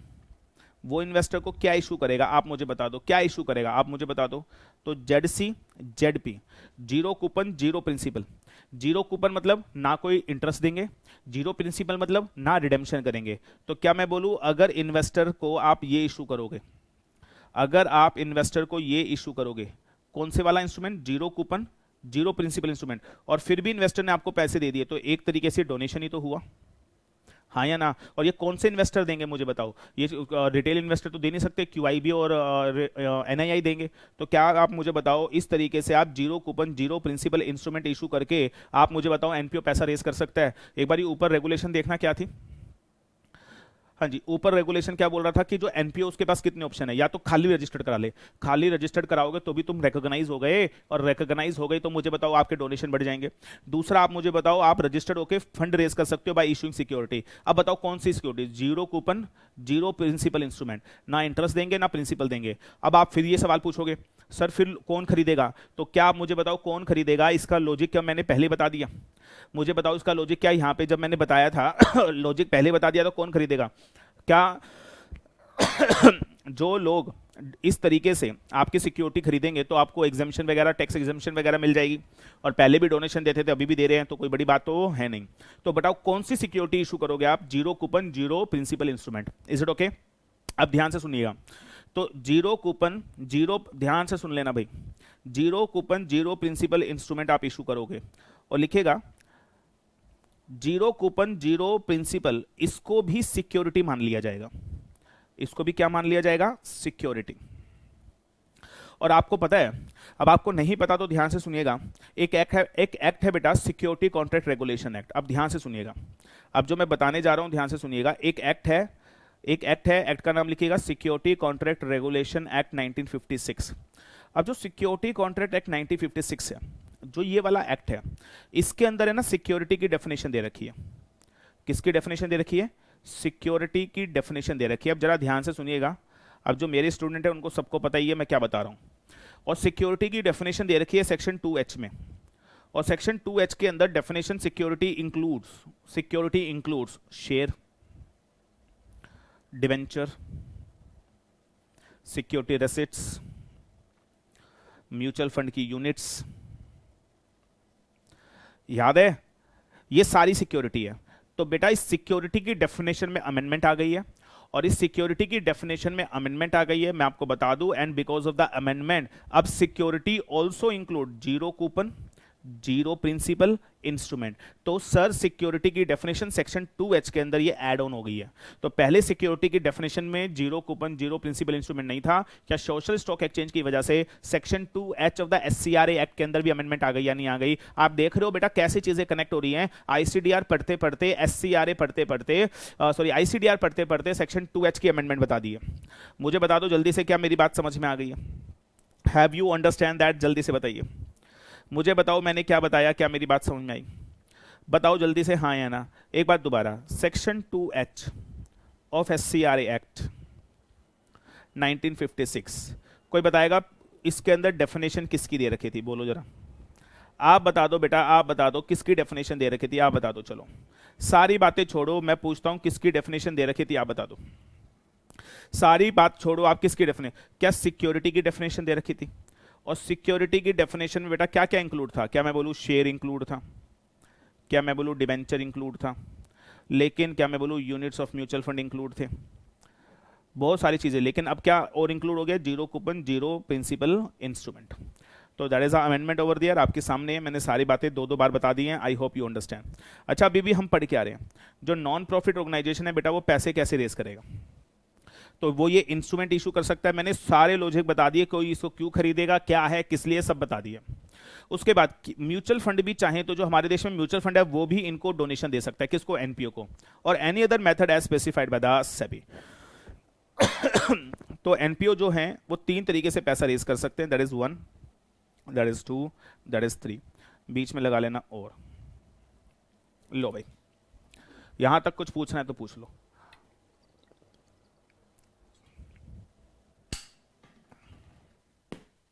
डन है। Any doubt? Any doubt? Any student any doubt? Just let me know. ठीक है जी बेटा, डाउट हो तो कमेंट बॉक्स में लिख देना। एनी पॉइंट में वैसे तो हो नहीं सकता, बहुत एग्जॉस्टिव करवा दिया है। इसके बाहर से पेपर तो भूल ही जाओ सर, इसके बाहर से कोई कॉन्सेप्ट भी नहीं है एक्चुअली। फिर भी कोई डाउट है तो कमेंट बॉक्स में लिख देना, रिप्लाई करके बता दूंगा आपके डाउट। मुझे बताओ समझ में आया आपको? हर चीज क्रिस्टल क्लियर। और ये नोट्स बनाते रहना सर, और आपको कुछ पढ़ने की जरूरत नहीं है इसके बियॉन्ड। आगे बढ़ते हैं। हाँ जी, अब दूसरा, अच्छा हम रेगुलेशन कौन सी पढ़ रहे हैं? अब हम बेटा रेगुलेशन कौन सी पढ़ रहे हैं? That is 292F, 292G। अब 292G में 2 केस थे। एक तो केस ये है कि भाई एनपीओ कैसे पैसा रेज करेगा, लेकिन सोशल एंटरप्राइज तो 2 तरीके की होती है। सोशल एंटरप्राइज तो 2 तरीके की होती हैं, एक एनपीओ और एक एफपीओ। अब एक सवाल उठता है एफपीओ कैसे पैसे रेज करेगा? How the FPO will raise the money? तो मैं बोलूं एफपीओ तो एक ऐसी सोशल एंटरप्राइज है, मैं बोलूं एफपीओ तो बेटा एक ऐसी सोशल एंटरप्राइज है, एफपीओ तो बेटा एक ऐसी सोशल एंटरप्राइज है। Are you getting this? FPO तो बेटा एक ऐसी सोशल एंटरप्राइज है जो प्रॉफिट के लिए काम करती है। और ये आप मुझे बताओ कौन से फॉर्म में बन सकती है? कंपनी के फॉर्म में भी और बॉडी कॉर्पोरेट के फॉर्म में भी। मैं 50 बार बता चुका हूं। अब लॉ मेकर कहता है इसको पैसा रेज करने का क्या क्या तरीका है। ये तो एक नॉर्मल है, ये तो जैसे एक नॉर्मल कंपनी पैसा रेज करती है ये भी वैसे पैसा रेज कर सकती है। तो जैसे एक नॉर्मल कंपनी पैसा रेज करती है, तो लॉ मेकर कहता है ये जो फॉर प्रॉफिट ऑर्गेनाइजेशन है, क्योंकि ये फॉर प्रॉफिट है, ये ना इक्विटी शेयर इशू कर सकते हैं, ये बेटा दैट इज ये डेट डिबेंचर भी इशू कर सकते हैं। मैं सब बताऊंगा, पहले बहुत कुछ लिखा हुआ है, पहले आप आराम से जो जो मैं बता रहा हूं वो लिखिए। मेरी बात समझ में आ रही है? मेरी बात समझ में आ रही है? बोलो हाँ या ना, यस और नो। मेरा सवाल आपसे ये है, ये तो क्योंकि फॉर प्रॉफिट ऑर्गेनाइजेशन है तो ये इक्विटी शेयर भी इशू कर सकते हैं, डिवेंचर भी इशू कर सकते हैं, कुछ भी इशू कर सकते हैं, तो इनके लिए तो कोई बात ही नहीं है। Are you getting this now? अब ध्यान से सुनिएगा, तो जो ये फॉर प्रॉफिट ऑर्गेनाइजेशन है, जो ये फॉर प्रॉफिट ऑर्गेनाइजेशन, अच्छा जब मैंने स्टार्टिंग में स्टार्ट किया था तो मैंने एक कॉन्सेप्ट बताया था कि इंडिया में जो स्टॉक एक्सचेंज है उसके ऊपर 4 प्लेटफॉर्म है, एक तो मेन बोर्ड, एक एसएमई और एक आईजीपी और एक नया चौथा सेगमेंट आ गया ये। तो मैं आपको बताना चाहता हूं जो फॉर प्रॉफिट ऑर्गेनाइजेशन है एफपीओ, वो अपना इक्विटी मेन बोर्ड पे भी लिस्ट करा सकता है, एसएमई पे भी लिस्ट करवा सकता है और आईजीपी पे भी लिस्ट करवा सकता है। तो एफपीओ तो एक नॉर्मल कंपनी है, वो अपनी सिक्योरिटी, इक्विटी, शेयर, डिबेंचर कहीं पे भी लिस्ट करवा सकता है, मेन बोर्ड पे भी, एसएमई पे भी और आईजीपी पे भी। Are you getting this? लेकिन मेरी बात समझो ध्यान से, इस सोशल स्टॉक एक्सचेंज पे अपनी सिक्योरिटी सिर्फ कौन लिस्ट करवा सकता है? That is NPO only, that is NPO only. Are you getting? अब आप ध्यान से सुनिएगा, मेन बोर्ड के ऊपर भी ध्यान से सुनिएगा, मेन बोर्ड पे आप कैसे लिस्ट होगे, मेन बोर्ड पे आप कैसे लिस्ट होगे, इसके लिए आईसीडीआर की रेगुलेशंस है। और सर आप एसएमई पे कैसे लिस्ट होगे, तो आपको आईसीडीआर, इस पे भी आईसीडीआर की अलग रेगुलेशन है। और आप बेटा आईजीपी पे कैसे लिस्ट होगे, इसके ऊपर भी आईसीडीआर की अलग रेगुलेशंस है। मेरी बात समझ में आ रही है? अब मेरा एक सवाल आप लोगों से है, सारे मिलकर जवाब दो, सारे मिलकर जवाब दो। अगर एक FPO that is a for profit organisation अपने आप को लिस्ट कराना चाहता है तो वो इक्विटी भी इशू कर सकता है, डिवेंचर भी इशू कर सकता है, यस और नो। लेकिन अगर एक बेटा FPO that is for profit organisation अगर लिस्ट होना चाहता है मेन बोर्ड पे, तो वो कहीं पे भी लिस्ट हो सकता है, मेन बोर्ड पे भी, एसएमई पे भी और दैट इज आईजीपी पे भी। लेकिन अब आपसे मैं सवाल पूछता हूं अगर एक फॉर प्रॉफिट ऑर्गेनाइजेशन है और वो for profit organisation main board पे लिस्ट होना चाहता है, तो मेन बोर्ड की जो रेगुलेशन है वो कंप्लाई करनी पड़ेगी। एसएमई पे लिस्ट होना चाहते हो तो एसएमई की जो रेगुलेशन है वो कंप्लाई करनी पड़ेगी। और अगर आप आईजीपी पे लिस्ट होना चाहते हो तो आईजीपी की जो रेगुलेशन है वो कंप्लाई करनी पड़ेगी। Am I clear to you? Yes और नो? लेकिन जो एनपीओ है, जो प्रॉफिट अर्न नहीं करता, वो इन तीनों में से कहीं लिस्ट नहीं हो सकता। वो लिस्ट कहां होगा? सिर्फ और सिर्फ सोशल स्टॉक एक्सचेंज पे। तो क्या मैं बोलूं ये 4 सेगमेंट अलग अलग बन गए हैं? क्या मेरी बात समझ में आ गई है? हाँ या ना? एक बार जल्दी से बता दो मुझे, एक बार मुझे जल्दी से बता दो। हाँ जी, क्या ये बात समझ में आई? मैं एक बार और पूछना चाहता हूं आपसे, मैं एक बात और पूछना चाहता हूं। अब दोबारा सुनिए, एक छोटा सा कॉन्सेप्ट और है, एक चीज और पूछता हूं। कोई अब आप मुझे बताओ जल्दी से, सोशल एंटरप्राइज अब कितनी तरीके की है? एक बार दोबारा ध्यान से सुनो। अब मैं पूछता हूं आपसे बेटा, जो सोशल एंटरप्राइज है, जो बेटा सोशल एंटरप्राइज है, तो मुझे बताओ सोशल एंटरप्राइज, जो सोशल एंटरप्राइज का क्या मतलब? जो हंगर इरेडिकेशन वगैरह इसके लिए काम करती है, जो हंगर इरेडिकेशन वगैरह इसके लिए काम करती है, promotion of health care and whatever. और सोशल एंटरप्राइज 2 तरीके की होती है, समझ में आ रहा है? For that is for profit organisation that is FPO, non profit organisation that is NPO. तो मुझे बताओ क्या ये एनपीओ अपनी सिक्योरिटी लिस्ट करवा सकती है? करवा सकती है। सिर्फ कहां पे? Social stock exchange. और आप मुझे बताओ सोशल स्टॉक एक्सचेंज, और आप मुझे बताओ अब यहां पर क्या एफपीओ अपनी सिक्योरिटी लिस्ट करवा सकता है? भाई साहब बिल्कुल करवा सकता है, लेकिन कोई बताएगा कहां करवा सकता है? तो क्या ये अपनी सिक्योरिटी मेन बोर्ड पे लिस्ट करवा सकता है? हाँ जी करा सकता है। तो मेन बोर्ड की जो रेगुलेशन है उसको कंप्लाई करो। एसएमई पे भी लिस्ट करवा सकता है? हाँ जी, तो उसकी कंडीशन सेटिस्फाई करो। आईजीपी भी लिस्ट करवा सकता है? हाँ जी, तो उसकी कंडीशन सेटिस्फाइड कर दो। तो that is something given over there, तो that is something given. I hope you getting the clarity over there, I hope you get. एक चीज और बता दूं जबरदस्त, तुम्हारे समझ में नहीं आएगी, तुम्हारे लिए है भी नहीं, सुन लो। चलो, जिसको समझ में आ जाए रख लेना, ना समझ में आए छोड़ देना। जिसको समझ में आ जाए रख लेना, जिसको ना आए छोड़ देना। बता दूं बोलो या छोड़ दूं? एक छोटा सा कॉन्सेप्ट और है, बोलो। तुम्हारे समझ में नहीं आएगा, लिखो। समझ में ना आए तो छोड़ देना, कोई आफत नहीं आ रही है, ठीक है ना? अब यहाँ पे अब इतनी सारी चीजें बता तो दी है, लिखो। अब यहाँ पे सिर्फ इन्वेस्ट कौन करेगा? यहाँ पे इन्वेस्टर सिर्फ कौन है? QIB और NII। Are you getting this? और यहां पे भी बेटा इन्वेस्टर कौन है? इन तीनों में भी इन्वेस्टर कौन होगा? इन तीनों में भी इन्वेस्टर कौन होगा? लिख लीजिएगा, QIB एंड NII। लेकिन जो मेन बोर्ड है ना, मेन बोर्ड में RII can also invest. Are you getting this point? यानी अगर कोई फॉर प्रॉफिट ऑर्गेनाइजेशन अपने आप को मेन बोर्ड पे लिस्ट करवाना चाहता है तो वहां पे RII भी इन्वेस्ट कर सकता है। यानी RII सिर्फ कहां लिस्ट कर सकता है? For profit organisation main board, that's it. और अगर फॉर प्रॉफिट ऑर्गेनाइजेशन एसएमई और आईजीपी पे लिस्ट होगी तो वहां पे RII का कोई लेना देना है ही नहीं। समझ में आया ये? मुझे लगता नहीं तुम ये इसको झेल पाओगे, लेकिन मैंने बता दिया है। अब देखो, हर तरीके का स्टूडेंट होता है, कई सारे बच्चे होते हैं जो बहुत सारी चीज़ें समझ लेते हैं, कई नहीं भी समझ पाते। तो मैंने बताने को बता दिया है, जिसको आ जाए बहुत बढ़िया बात है, जिसको ना आए कोई बात नहीं। तो नॉट फॉर द एग्जाम, बस फॉर द एजुकेशन पर्पस। ठीक है जी। नाउ आगे बढ़ते हैं sir, we are moving further. ये सब बता दिया, ठीक है। नाउ अभी कहानी खत्म नहीं हुई है। अच्छा, हम फॉर प्रॉफिट के ऊपर थे। अब फॉर प्रॉफिट कैसे पैसा रेज कर सकते हैं? अब बेटा फॉर प्रॉफिट कैसे पैसा रेज कर सकता है, that is something given over there. तो फॉर प्रॉफिट कैसे पैसा रेज कर सकता है? Equity share on the main board, SME और द आईजीपी और डेट सिक्योरिटी। नाउ अब एक चीज और है, जो ये फॉर प्रॉफिट ऑर्गेनाइजेशन है, ये अपना इक्विटी शेयर एआईएफ को भी इशू कर सकता है। ये अपनी सिक्योरिटी किसको इशू कर सकता है? एआईएफ को भी इशू कर सकता है। अब आप बोलोगे ये क्या है, अब इसको भी समझा रहा हूं, लिखेगा। एआईएफ क्या होते हैं भाई? What is the concept of AIF? AIF क्या होता है? लिखो भाई, जगह ही नहीं है, क्या करें। लिखो, मैं बताता हूं आपको एआईएफ क्या होता है। लिखिएगा ऑल्टरनेटिव इन्वेस्टमेंट फंड। और मैं आपको बता दूं, ऑल्टरनेटिव इन्वेस्टमेंट फंड, ध्यान से सुनिएगा, ऑल्टरनेटिव इन्वेस्टमेंट फंड, ये ऐसे फंड्स होते हैं। ऑल्टरनेटिव इन्वेस्टमेंट फंड, देखो एक है ना म्यूचुअल फंड होते हैं, एक क्या होते हैं बेटा? म्यूचुअल फंड्स होते हैं। और म्यूचुअल फंड के अंदर पब्लिक पैसा लगाती है, पब्लिक पैसा लगाती है। और पब्लिक बेटा पैसा लगाती है म्यूचुअल फंड के अंदर, 500 रुपये, 1000 रुपये, जितने भी पैसे हैं, कम से कम कुछ भी लगा सकते हैं। और म्यूचुअल फंड स्टॉक मार्केट में पैसा लगाते हैं, और पब्लिक का पैसा डबल हो जाता है, और पैसा डबल होने के बाद पब्लिक को फायदा होता है। ये होता है म्यूचुअल फंड, ये होता है म्यूचुअल फंड। लेकिन है ना कुछ, दैट इज कुछ इन्वेस्टर्स ऐसे होते हैं जो कहते हैं भैया हमें म्यूचुअल फंड में पैसा नहीं लगाना है, हम कहीं और पैसा लगाना चाहते हैं। तो उनके लिए कॉन्सेप्ट है एआईएफ। वैसे तो एआईएफ मैंने बच्चों को पढ़ा रखा है, सबको पता ही है। जो बच्चे नए हैं, वो जो पहली बार मेरी वीडियो देख रहे हैं, उसको मैं बता रहा हूं, ध्यान से सुनिएगा। इसको मैं डिटेल में नहीं बता रहा हूं, आई जस्ट टेक 2 मिनट्स। तो इन्वेस्टर ऑल्टरनेटिव इन्वेस्टमेंट फंड, ये भी एक म्यूचुअल फंड की तरह ही काम करता है। This is also like a mutual fund. लेकिन याद रखिएगा, ये स्टॉक मार्केट में पैसा नहीं लगाता, ये स्टॉक मार्केट में पैसा नहीं लगाता। It is not making investment in the stock market, ये न्यू स्टार्टअप्स में पैसा लगाता है। अब न्यू स्टार्टअप में क्या फायदा क्या है, नुकसान क्या है? फायदा ये है, नया स्टार्टअप में प्रॉफिट के ज्यादा चांसेस हैं, लेकिन रिस्क भी ज्यादा है। तो higher the risk, higher the profit.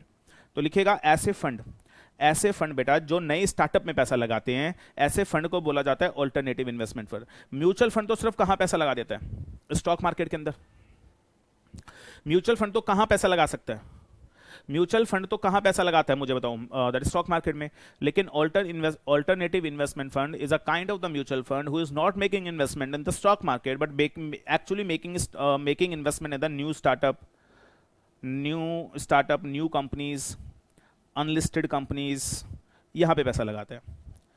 तो इसको ऑल्टरनेटिव इन्वेस्टमेंट फंड बोला जाता है, इसको ऑल्टरनेटिव इन्वेस्टमेंट फंड बोला जाता है। मेरी बात समझ में आ रही है? मेरी बात समझ में आ रही है? बोलो हाँ या ना। सोशल स्टॉक एक्सचेंज के कॉन्सेप्ट के बाद एक नया कॉन्सेप्ट हो रहा है। अरे गणे जैसे एक नया कॉन्सेप्ट आया है, अब ऑल्टरनेटिव इन्वेस्टमेंट फंड चाहे तो, अब एक अमेंडमेंट आ गई है। और ये अच्छा, AF are regulated by SEBI AIF regulation, they are regulated by SEBI AIF regulation. तो इन दैट वेरी केस एक नया कॉन्सेप्ट हो रहा है कि जो एआईएफ है can also make investment, AIF बेटा can also make investment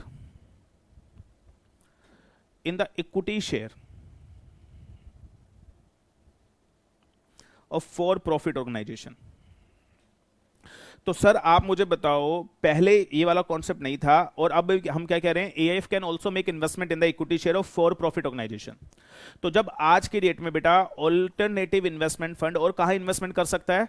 for profit. अच्छा पहले एएफ, अच्छा एएफ के बारे में बहुत सारी बातें हैं, अब मैं वो सारी बातें नहीं कर रहा हूं, बस इन शॉर्ट समझो। पहले एएफ कहां पैसा लगा सकता था, ये बताओ। पहले बेटा एएफ कहां पैसा लगा सकता था, ये बताओ। तो मैं बोलूंगा पहले ये पैसा लगा सकता था न्यू स्टार्टअप में, न्यू कंपनी में, अनलिस्टेड कंपनी में। लेकिन क्या आप मैं बोलूं एक नया कॉन्सेप्ट अब आ गया है now, social and stock exchange आने के बाद, सोशल एंटरप्राइज आने के बाद, कि एएफ एफपीओ यानी फॉर प्रॉफिट ऑर्गेनाइजेशन उसकी सिक्योरिटी में भी इन्वेस्टमेंट कर सकता है। और ऐसा ऑल्टरनेटिव इन्वेस्टमेंट फंड जो फॉर प्रॉफिट ऑर्गेनाइजेशन की सिक्योरिटी में इन्वेस्टमेंट कर रहा है, ऐसे ऑल्टरनेटिव इन्वेस्टमेंट फंड को बेटा एक नाम दे दिया जाता है, लिखिएगा ऐसे जगह ही नहीं है, लिखो। एक ऐसा ऑल्टरनेटिव इन्वेस्टमेंट फंड जो फॉर प्रॉफिट ऑर्गेनाइजेशन की सिक्योरिटी में बेटा इन्वेस्टमेंट कर रहा है। हाँ जी, सिक्योरिटी में क्या कर रहा है बेटा? इन्वेस्टमेंट कर रहा है। लिख लो, किस में इन्वेस्टमेंट कर रहा है? जल्दी से बोलो, किस में इन्वेस्टमेंट कर रहा है? जल्दी से बोलो। For profit organisation. लिख लो भाई, फॉर प्रॉफिट ऑर्गेनाइजेशन की सिक्योरिटी में इन्वेस्ट कर रहा है। तो ऐसे ऑल्टरनेटिव इन्वेस्टमेंट फंड को नाम दिया जाता है सोशल इंपैक्ट फंड। किसका नाम दिया जाता है? Social impact fund. तो ये एक और नया कॉन्सेप्ट आ गया है, that is social impact fund. तो yes, it is also an amendment in the AF regulation. तो ऑल्टरनेटिव इन्वेस्टमेंट रेगुलेशन में ये अमेंडमेंट आ गई। तो मुझे बताओ, क्या एएफ भी रेगुलेट हो गई है? क्या एएफ के अंदर भी अमेंडमेंट आ गई है? क्या सेबी की एएफ रेगुलेशन में भी अमेंडमेंट आ गई है? पहले एएफ सिर्फ कहां पैसा लगा सकता था? यहां पे। अब और कहां पैसा लगा सकता है? एफपीओ की इक्विटी शेयर में। तो that is something that is given over दियर। कुछ आई बात समझ में? तो सर अब एक क्या पता एग्जाम में क्वेश्चन आ जाए, what is social impact fund? तो आप लिख सकते हो that is the concept of social impact fund. मुझे बताओ, क्या मेरी बात समझ में आ रही है? हाँ या ना? अब जरा यहां पे समझिएगा बात को। अब जरा यहां पे देखिएगा मैं क्या कह रहा हूं। अब आप मुझे बताओ, एफपीओ कैसे पैसा रेज कर सकता है? जरा देखिए, एफपीओ बेटा कैसे पैसा रेज कर सकता है? एफपीओ बेटा इक्विटी शेयर इशू कर सकता है, और इक्विटी शेयर इशू कहां कर सकता है? मेन बोर्ड पे, एसएमई पे और आईजीपी पे। और वो डिवेंचर इशू कर सकता है। अब जरा ध्यान से सुनिएगा, एफपीओ और कहां इक्विटी इशू कर सकता है और कहां पैसा रेज कर सकता है? ध्यान से सुनना।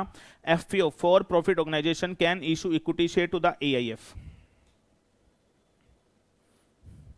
हाँ जी, क्या ये लाइन समझ में आ रही है? बोलो हाँ या ना। क्या मैंने ऊपर जो कॉन्सेप्ट बताया था, मुझे बताओ जल्दी से, क्या बात समझ में आ गई? हाँ या ना? मुझे बता दो जल्दी से। एफपीओ और अपनी इक्विटी शेयर किसको दे सकता है? अपने इक्विटी शेयर किसको दे सकता है? ऑल्टरनेटिव इन्वेस्टमेंट फंड को। क्या मेरी बात समझ में आई है? और अगर आपने स्टेप 1, अगर आपने इसको इक्विटी दे दी, तो एएफ बदले में एफपीओ को क्या दे देगा? फंड्स। तो मुझे बताओ, एएफ से भी आपने फंड रेज कर लिए नहीं कर लिए? यस। तो यही तो हम कहना चाह रहे हैं यहां पे कि आप एएफ को भी फंड रेज कर सकते हो, उसको भी सिक्योरिटी इशू कर सकते हो। अब मेरा सवाल है यहां पे, आपको नहीं लगता एएफ रेगुलेशन के अंदर भी अमेंडमेंट आ गई? और ऐसे एएफ को क्या नाम दिया जाएगा? Social impact fund. क्या नाम दिया जाएगा? Social impact fund. क्या ये भी मैंने आपको बता दिया? क्या ये भी मैंने आपको बता दिया? यस और no? Yes. And in that very case, that is very very important point over there. आप मुझे बताओ, क्या ऑल्टरनेटिव इन्वेस्टमेंट फंड, क्या ऑल्टरनेटिव इन्वेस्टमेंट फंड, जल्दी बोलो भाई, क्या ऑल्टरनेटिव इन्वेस्टमेंट फंड के अंदर इंपैक्ट समझ में आ रहा है? क्या जा रहा है? सोशल स्टॉक एक्सचेंज की वजह से अब एएफ कहां इन्वेस्ट कर सकता है? फॉर प्रॉफिट ऑर्गेनाइजेशन के अंदर भी, और उसको सोशल इंपैक्ट फंड नाम दिया जाएगा। उस एएफ को सोशल इंपैक्ट फंड नाम दिया जाएगा। तो that is one amendment given under the alternative investment fund regulation. आपको समझ में आ रहा है? देखो, आईसीडीआर के अमेंडमेंट बता रहा हूं, साथ में एससीआरए कनेक्ट हो गया सेक्शन 2H, और उसके साथ साथ क्या मैं बोलूं, सोशल इंपैक्ट फंड का भी कॉन्सेप्ट बता दिया। हाँ या ना? और लिखेगा बेटा, सोशल इंपैक्ट फंड कहां डिफाइन है? 21 TB। 21 TB of what? Of AF regulation. लो भाई, 21 TB of the AF regulation, यहां पे सोशल इंपैक्ट फंड डिफाइन है। क्या मेरी बात समझ में आ रही है? हाँ या ना? Is it okay with you? तो मुझे जल्दी से बता दो, जल्दी से बता दो, जल्दी से बता दो, यहां पे एएफ के अंदर क्या अमेंडमेंट आ गई? लो भाई, अब एएफ रेगुलेशन के अंदर क्या अमेंडमेंट आ गई, अब ये भी मैं आपको बता रहा हूं। लिखो भाई, लिखो सर। एएफ के अंदर अब अमेंडमेंट सुनिएगा, एएफ के अंदर अमेंडमेंट बता रहा हूं क्या, लिखो जरा। तो सर एक ऐसा एआईएफ जो किस में पैसा लगा रहा है? सोशल एंटरप्राइज के अंदर। सोशल एंटरप्राइज, लेकिन ये कौन सी सोशल एंटरप्राइज है? Can we say for profit organisation, that is FPO दोस्तों, दैट इज एफपीओ। तो सर अगर आप इन्वेस्टमेंट कर रहे हो, कहां पे इन्वेस्टमेंट कर रहे हो भाई? जल्दी से बता दो। सोशल एंटरप्राइज, कौन सी सोशल एंटरप्राइज में? एफपीओ में। तो लिखेगा 21 TB ऑफ एएफ रेगुलेशन बोलता है, सेबी एएफ रेगुलेशन, कि इसी को बोला जाता है सोशल इंपैक्ट फंड। और यहां पे एक और अमेंडमेंट आ गई है, रेगुलेशन 16 सब रेगुलेशन 4। और regulation 16 sub regulation 4 of what? SEBI AIF regulation. और ये बोलता है एवरी सोशल इंपैक्ट फंड, जितने भी सोशल इंपैक्ट फंड है, every social impact fund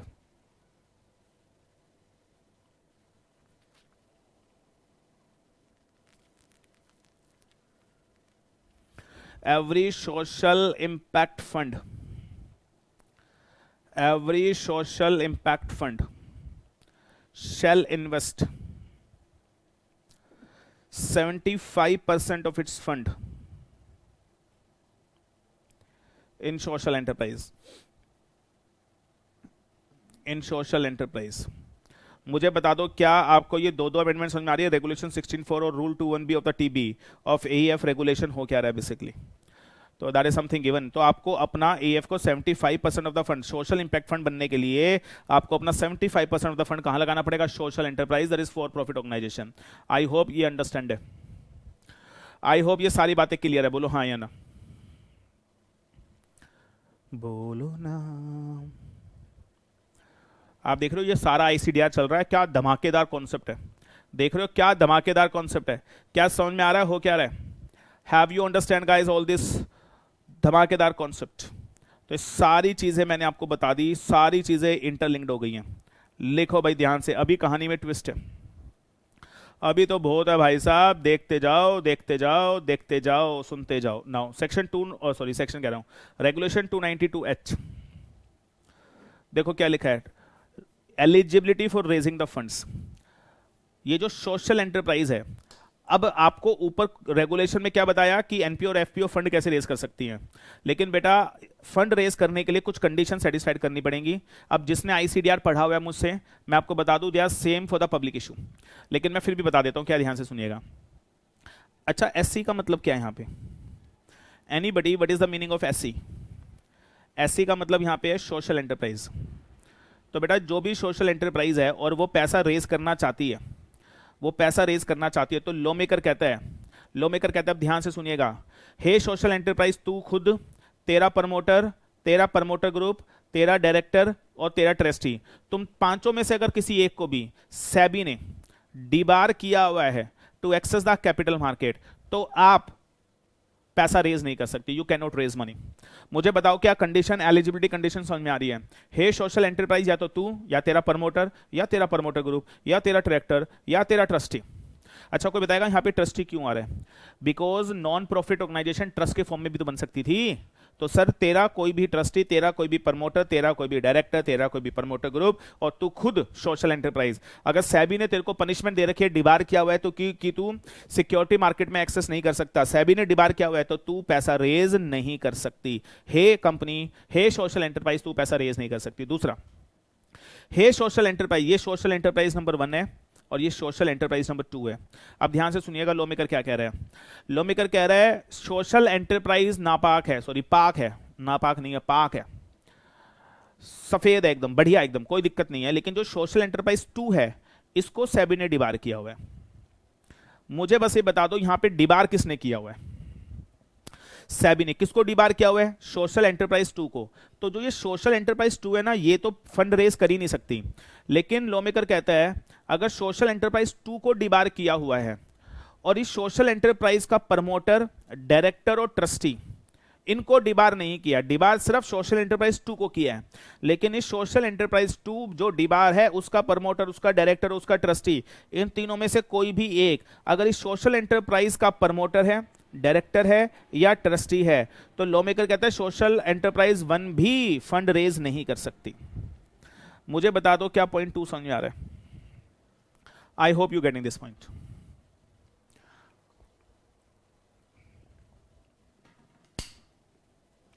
I hope you understand that. I hope you getting this point. हाँ या ना? Are you getting? यहां पे डिबार सिर्फ कौन है?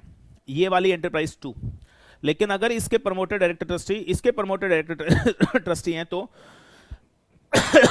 ये भी फंड रेज नहीं कर सकती। तीसरा, हे सोशल एंटरप्राइज, तू, तेरा प्रमोटर, तेरा डायरेक्टर या तेरा ट्रस्टी, तुम चारों में से कोई भी अगर विलफुल डिफॉल्टर है, यानी तुमने बैंकों का पैसा नहीं दिया, तो आप पैसा रेज नहीं कर सकते।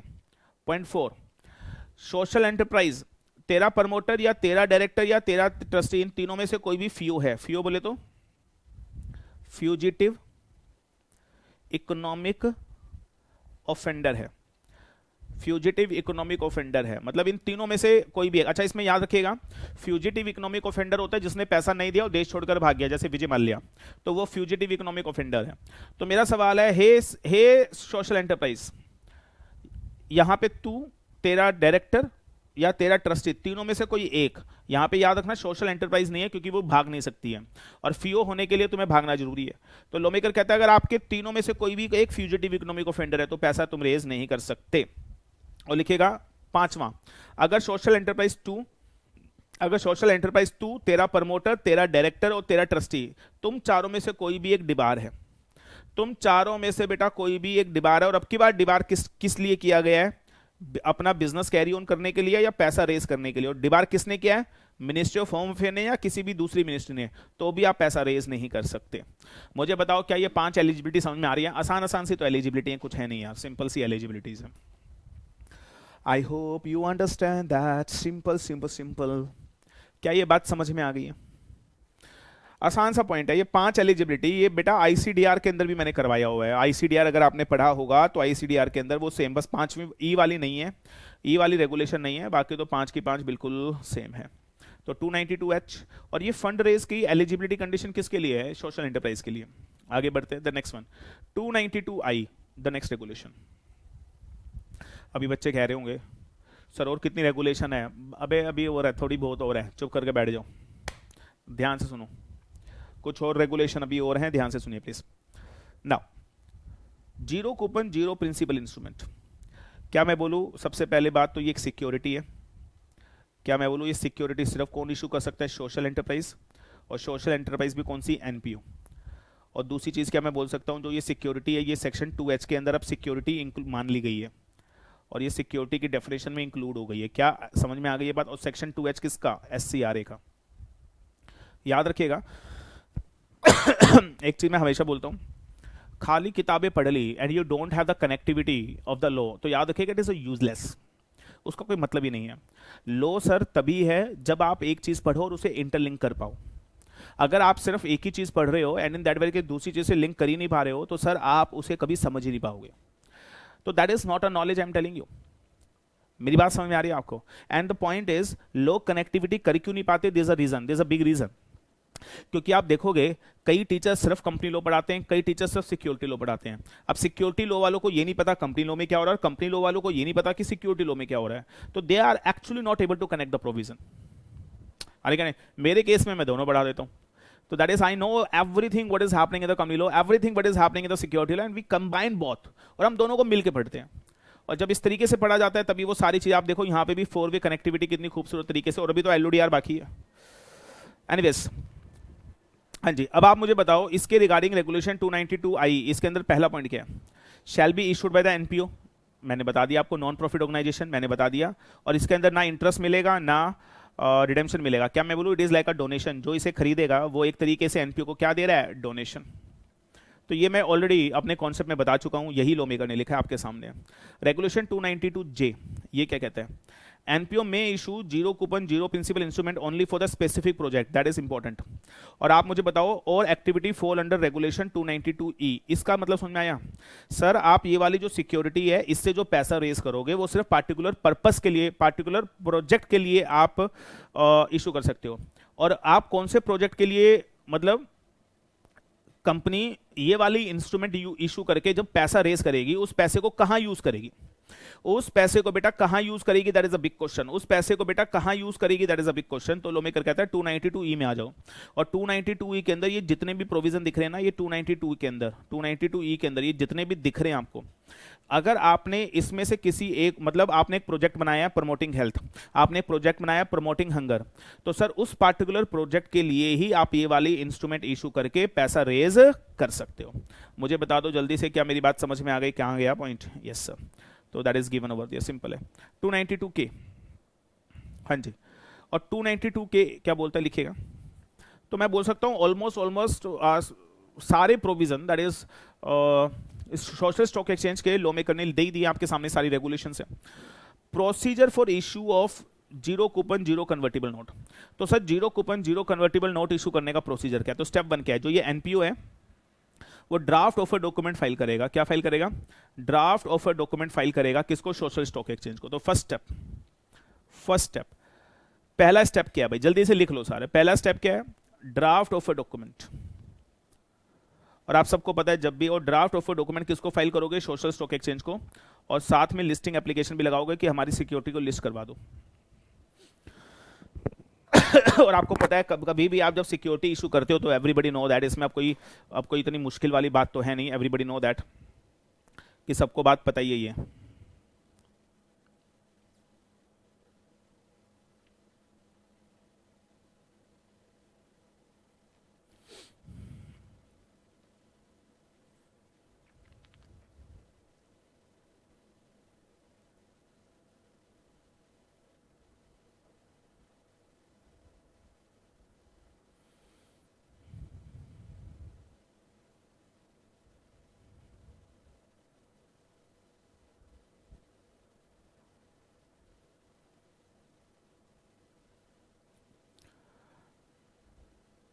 लिखिए जरा।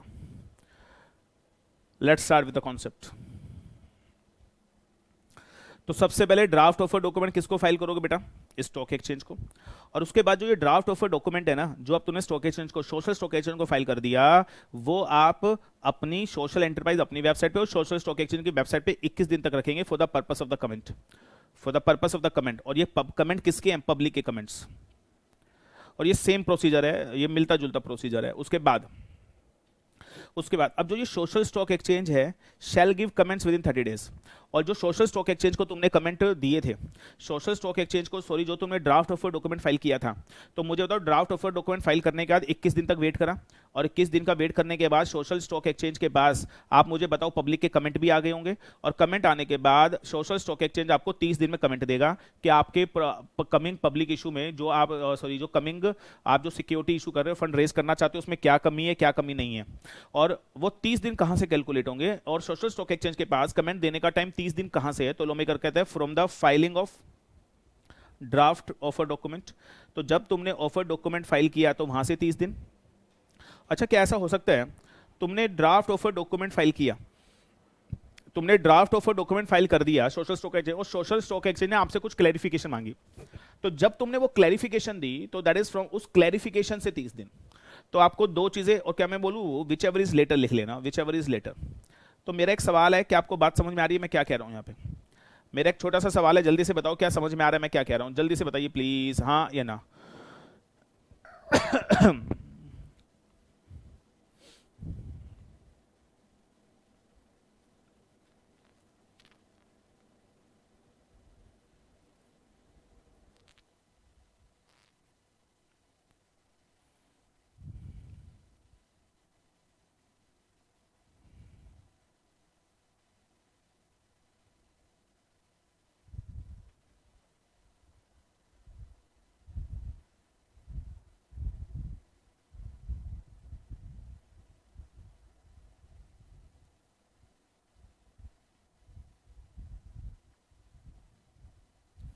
लिखिए। Is it okay? ठीक है सर। Point number 4। और सर, जब आपको सोशल स्टॉक एक्सचेंज ने आपको कमेंट्स दे दिया तो एनपीओ क्या करेगा पता है? एनपीओ उन सारे चेंजेस को दोबारा से अपने ड्राफ्ट प्रोस्पेक्टस में चेंज करेगा, और फाइनल प्रोस्पेक्टस किसको फाइल कर देगा? सोशल स्टॉक एक्सचेंज को, before opening of issue. Before opening of issue. तो ये 4 बातें एक बार दोबारा याद कर लेते हैं। ये 4 बातें कौन सी रेगुलेशन में लिखी हैं जल्दी से बताओ? 292K में। ये 4 बातें दोबारा समझते हैं। 292K में लिखी है। अब 292K में क्या लिखा है दोबारा से सुनिए, द फर्स्ट वन। 292K में बेटा क्या लिखा है? The first point. 292K में first point, NPO draft offer document किसको फाइल करेगा? सोशल स्टॉक एक्सचेंज को। और ये ड्राफ्ट ऑफर डॉक्यूमेंट 21 दिन तक पब्लिक के बीच में रहेगा, ताकि पब्लिक उसके ऊपर अपने कमेंट्स दे सके। उसके बाद सोशल स्टॉक एक्सचेंज अपने कमेंट देगा सोशल एंटरप्राइज को कि भाई क्या कमी रह गई, और सर वो कमेंट देगा 30 दिन कहां से? जिस दिन तुमने प्रोस्पेक्टस फाइल किया था, या फिर जिस दिन क्लैरिफिकेशन मांगी थी और आपने वो क्लैरिफिकेशन दी थी। और जो भी आपने कमेंट्स दिए हैं सोशल स्टॉक एक्सचेंज ने, तो सोशल एंटरप्राइज उस सारे के सारे चीजों को इनकॉर्पोरेट करके फाइनल ऑफर डॉक्यूमेंट किसको फाइल कर देगी? सोशल स्टॉक एक्सचेंज को। उसके बाद ओपनिंग ऑफ इशू होगा, एंड डेफिनेटली लोगों को बोला जाएगा सिक्योरिटी खरीदने के लिए। तो दैट वाज गिवन। ये सारी बातें कहां लिखी थी? ये सारी बातें कहां लिखी थी मुझे बताओ? That is given under regulation 292K। And that is, अच्छा फिर वो ओपनिंग ऑफ इशू, वो क्लोजर ऑफ इशू कितने दिन के लिए होगा, वो मे बी सेबी आगे जाके प्रिस्क्राइब करे, अभी यहाँ पे रेगुलेशन में तो कुछ था नहीं। नाउ उसके बाद आगे बढ़ते हैं, that is regulation number 292M, content of the offer document. Offer document जो आपने स्टॉक एक्सचेंज को फाइल किया था, सोशल स्टॉक एक्सचेंज को, उसके अंदर 3 बातें ध्यान रखना, सारे मटेरियल डिस्क्लोजर दे देना, सारे ट्रू एंड एडिकेट डिस्क्लोजर दे देना, और वो डिस्क्लोजर दे देना as specified by SEBI from time to time. तो आप देखो सारी की सारी चीजें इकट्ठी मैंने बता दी आपको। 292M that is given over दियर, सारी रेगुलेशन। अब मैं आपसे पूछता हूं, अगर आपने ये पढ़ लिया तो आप चाहे सप्लीमेंट उठा लो आईसीसीआई का, या सेबी की वेबसाइट से पूरा का पूरा बेर लो, देख लो, सारी की सारी चीजें वर्ड बाय वर्ड कवर है सर, इससे ज्यादा कहीं कुछ है ही नहीं। Everything is covered with logic, with reasoning, सारी चीजें हमने आपको कनेक्ट करके दिखा दी कहां पे क्या कनेक्ट है। आई होप बात समझ में आ रही होगी नाउ। और उसके बाद एक इसके अंदर एक रेगुलेशन और बच गई है, कौन सी, 292N। ये क्या बोलता है, other condition relating to the zero coupon zero principal. क्या is it a security under SCRA act? Is it a security under the SCRA Act? Just let me know. Is it a security? Yes, sir, it is a security. Yes, sir, it is a security under SCRA, no doubt. Now, इसके लिए कुछ याद रखिएगा। पहला point, social enterprise ये security हमेशा demat mode यानी ई mode में इशू करेगी, फिजिकल मोड में इसे इशू करना अलाउड ही नहीं है। जब भी आप ये वाली सिक्योरिटी, अगर social enterprise non profit organisation ये वाली सिक्योरिटी कम से कम 1 करोड़ रुपए की इशू करेगा, ये नहीं कि 10-20 हज़ार रुपए, कम से कम 1 करोड़ रुपए की इशू करेगा, और जो इन्वेस्ट करेगा वो मिनिमम 2 लाख रुपए इन्वेस्ट करेगा। इन्वेस्टर कम से कम कितने इन्वेस्ट करेगा, मिनिमम इन्वेस्टर 2 लाख रुपए देगा, यानी कम से कम 2 लाख का डोनेशन देना पड़ेगा। और minimum subscription that is 75%। Equity share के केस में मिनिमम सब्सक्रिप्शन कितनी होती है, 75%। यानी अच्छा कोई बताएगा यहां पे मिनिमम सब्सक्रिप्शन का क्या कॉन्सेप्ट है, तो डोनेशन है, फ्री है, ये तो बेटा डोनेशन है, ये तो फ्री है, तो यहां पे मिनिमम सब्सक्रिप्शन क्या है, यहां पे तो डोनेशन है। यहां पे तो जो नॉन प्रॉफिट ऑर्गेनाइजेशन है वो अपनी सिक्योरिटी इशू करके पैसा रेज कर रही है, डोनेशन ले रही है, और डोनेशन लेकर अपने सोशल पर्पस के लिए पैसा लगाएगी, तो यहां पे मिनिमम सब्सक्रिप्शन। और मिनिमम सब्सक्रिप्शन क्या होता है, जब कंपनी इक्विटी शेयर इशू करती है तो मिनिमम सब्सक्रिप्शन 90% होता है, और 90% अगर मिनिमम सब्सक्रिप्शन नहीं आया तो, और अगर बेटा 90% मिनिमम सब्सक्रिप्शन नहीं आया तो, अगर 90% मिनिमम सब्सक्रिप्शन नहीं आया तो सर वो पब्लिक इशू फेल हो जाता है, तो सारी सिक्योरिटी सारे पैसे रिफंड कर दिए जाते हैं। तो यहाँ पे मिनिमम सब्सक्रिप्शन 75% क्यों है, क्योंकि ऊपर हमने एक रेगुलेशन पढ़ी थी। ऊपर मेरे डफरो तुमने देखा नहीं ध्यान से, वो रेगुलेशन क्या थी, 292J। इसमें साफ साफ ये लिखा था कि तुम ये सिक्योरिटी इशू करोगे only for a particular specific project. यानी आप मुझे बताओ ये वाली सिक्योरिटी भी जो इशू की जा रही है, क्या this is issued for the specific project और नॉट। तो सर स्पेसिफिक प्रोजेक्ट के लिए तुम ये पैसा रेज कर रहे हो, और आप मुझे बताओ अब कोई स्पेसिफिक प्रोजेक्ट है, मान लो company social enterprise hunger eradication का प्रोजेक्ट उठा रही है, और उसके लिए आपको मान लो 20 करोड़ रुपए की जरूरत पड़ेगी, मान लो उसके लिए आपको कम से कम 100 करोड़ की जरूरत पड़ेगी। तो लॉमेकर कहता है 100 करोड़ की जरूरत पड़ेगी, तो अगर आपके पास 75 करोड़ भी नहीं आया तो तुम प्रोजेक्ट कैसे कंप्लीट करोगे। इसलिए यहां पर भी मिनिमम सब्सक्रिप्शन का कॉन्सेप्ट डाल दिया, दैट इज 75%। क्या लॉजिक समझ में आया या नहीं आया? हैव यू अंडरस्टैंड बेटा द लॉजिक बिहाइंड एवरीथिंग? क्या हम आगे बढ़ सकते हैं? That is 292M 292N and that is all about the social enterprises. अच्छा एक बात बताऊं, एक सवाल और पूछूं आपसे, मेरा एक सवाल और है। अब अगर सोशल एंटरप्राइज लिस्ट हो जाती है, अब बेटा सोच के देखिएगा, सोशल एंटरप्राइज अगर बेटा लिस्ट हो जाती है तो मुझे बताओ क्या उसके ऊपर LODR लगना चाहिए, नहीं लगना चाहिए? क्योंकि हर लिस्टेड एंटिटी के ऊपर, क्योंकि बेटा हर लिस्टेड एंटिटी के ऊपर मुझे बताओ क्या LODR रेगुलेशन भी लगती है, हाँ या ना? और LODR रेगुलेशन कब लगती है? अगर कोई स्टॉक एक्सचेंज से लिस्ट हो जाता है तो उसके ऊपर LODR लगता है, और उस लिस्टेड एंटिटी को time to time stock exchange को बहुत सारे डिस्क्लोजर्स देने पड़ते हैं। क्या आपको ये बात मालूम है? क्या बेटा आपको ये बात मालूम है? बस हाँ या ना में जवाब दो। तो कोई भी अगर लिस्टेड एंटिटी, अच्छा कोई बताएगा, कोई अगर कंपनी है, कोई बताएगा बेटा अगर कोई कंपनी एक्स लिमिटेड है और वो अपना इक्विटी शेयर लिस्ट करवा ले, इक्विटी शेयर, तो कोई बताएगा इस कंपनी पे LODR लगेगा नहीं लगेगा? लगेगा। और कोई बता सकता है इस कंपनी पे LODR जो लगेगा तो कौन सी रेगुलेशन लगती है? इसके ऊपर रेगुलेशन लगती है LODR 1248। LODR की कौन सी रेगुलेशन लगती है बेटा? 1248। कुछ आई बात समझ में? क्या ये बात सबको मालूम है? तो उसके ऊपर रेगुलेशन, अच्छा LODR में टोटल 103 रेगुलेशन है।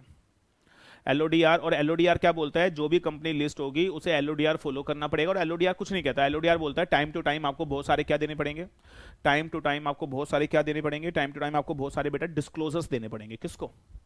स्टॉक एक्सचेंज को।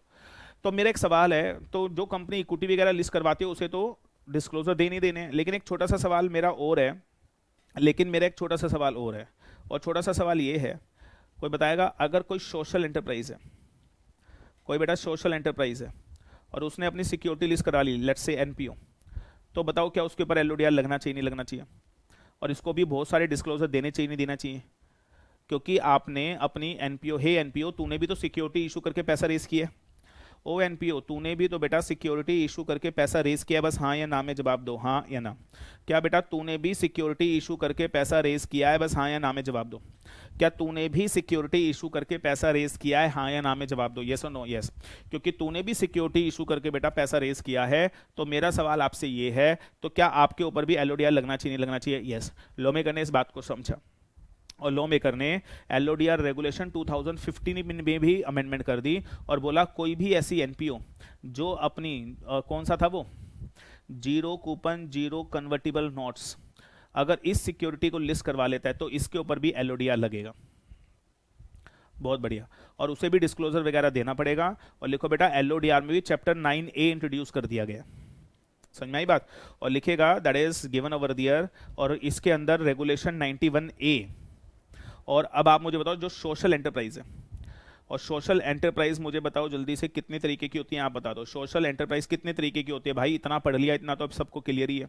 अब सोशल एंटरप्राइज दो तरीके की होती है, एक एनपीओ और एक एफपीओ।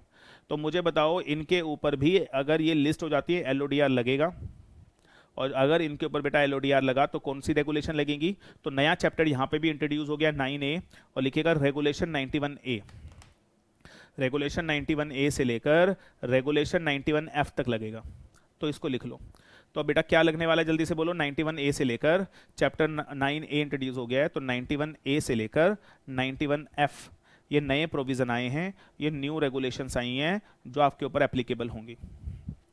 ठीक है सर। अब देखो आईसीडीआर हो गया, एलओडीआर कनेक्ट हो गया, और एलओडीआर के साथ आपका एससीआरए कनेक्ट हो गया, एएफ रेगुलेशन कनेक्ट होगी। 4 वे कनेक्टिविटी दिखा रहा हूँ आपको, ये लास्ट है।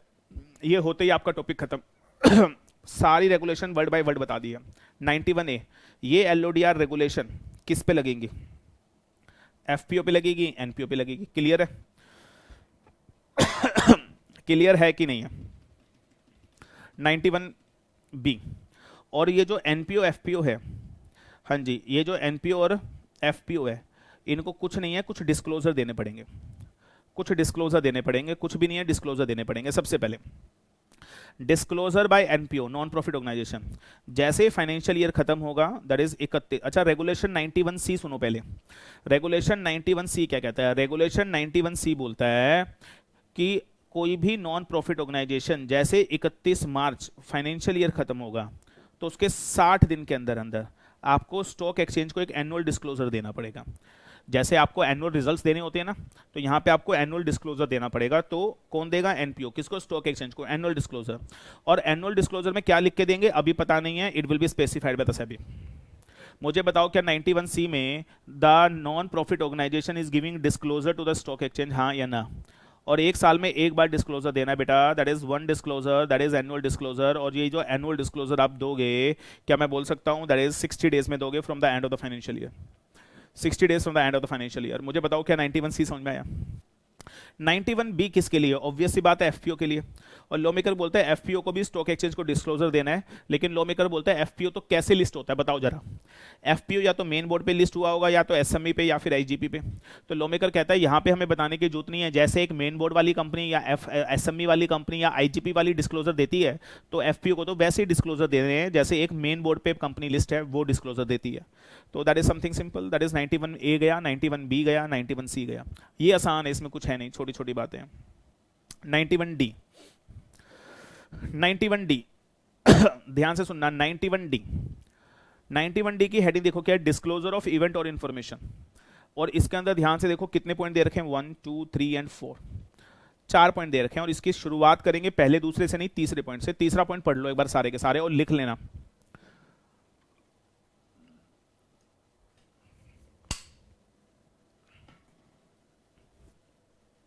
फटाफट फटाफट ये पॉइंट लिख लो बेटा, जो मैं बता रहा हूं ध्यान से सुन लीजिए और लिख लीजिए please.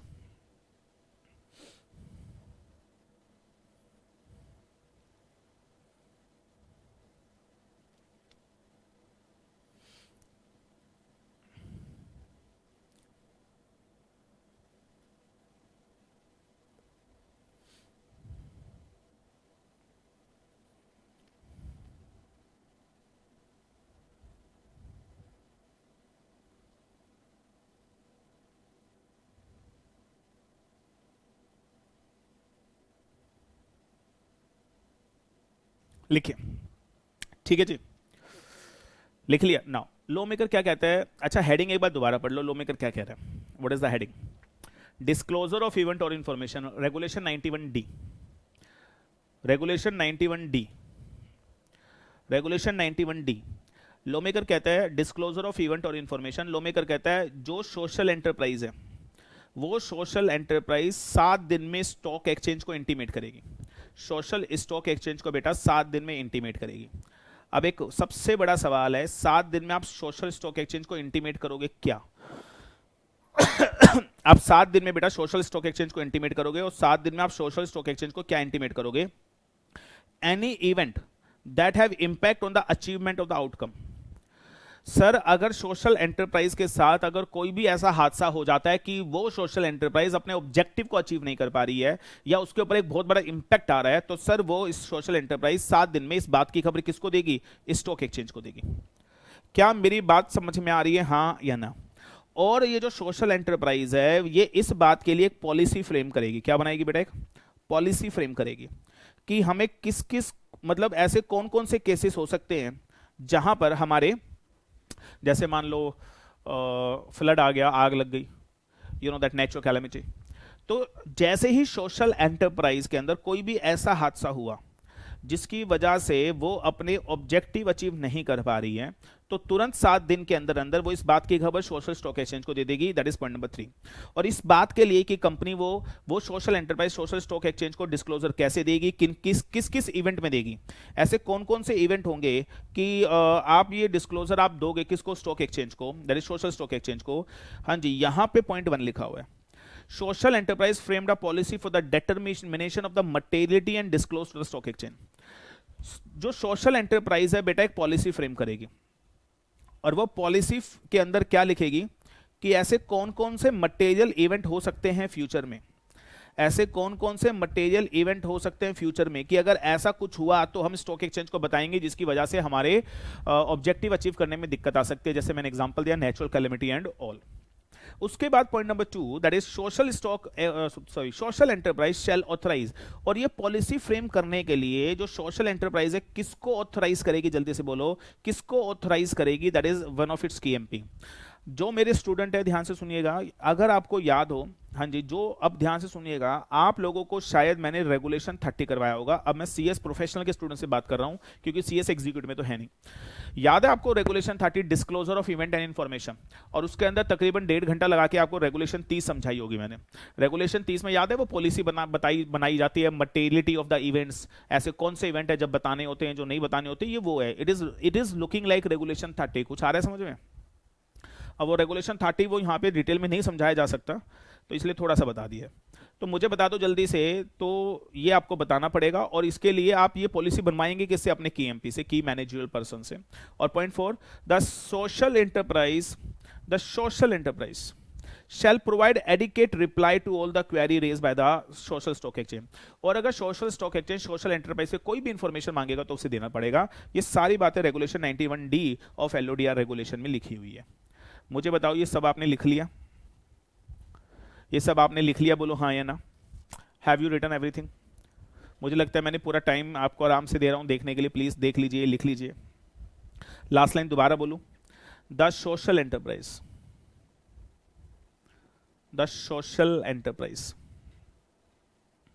shall provide adequate reply to all queries asked by the social stock exchange। जल्दी से लिख लो प्लीज।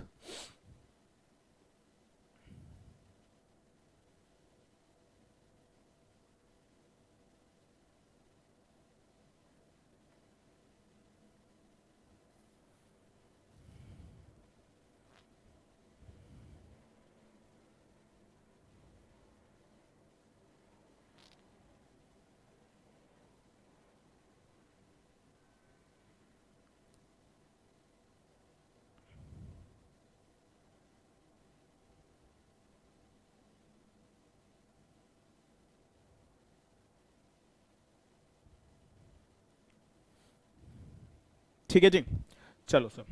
उसके बाद बेटा रेगुलेशन 91E, रेगुलेशन 91E। और बेटा regulation 91E that is disclosure by the social enterprise disclosure by the social enterprise in respect of the social impact. Social enterprise एक annual report बना के देगी सोशल स्टॉक एक्सचेंज को।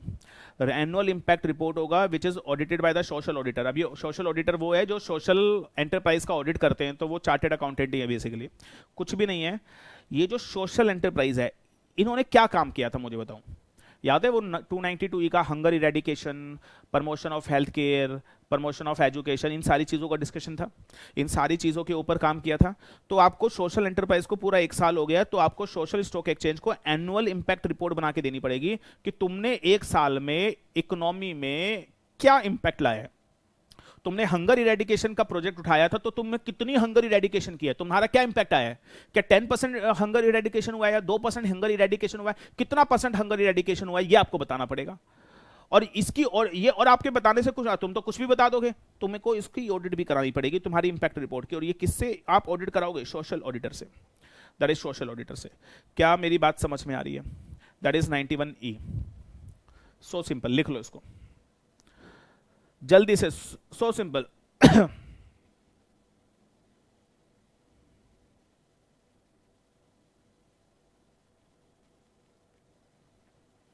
लिखो please.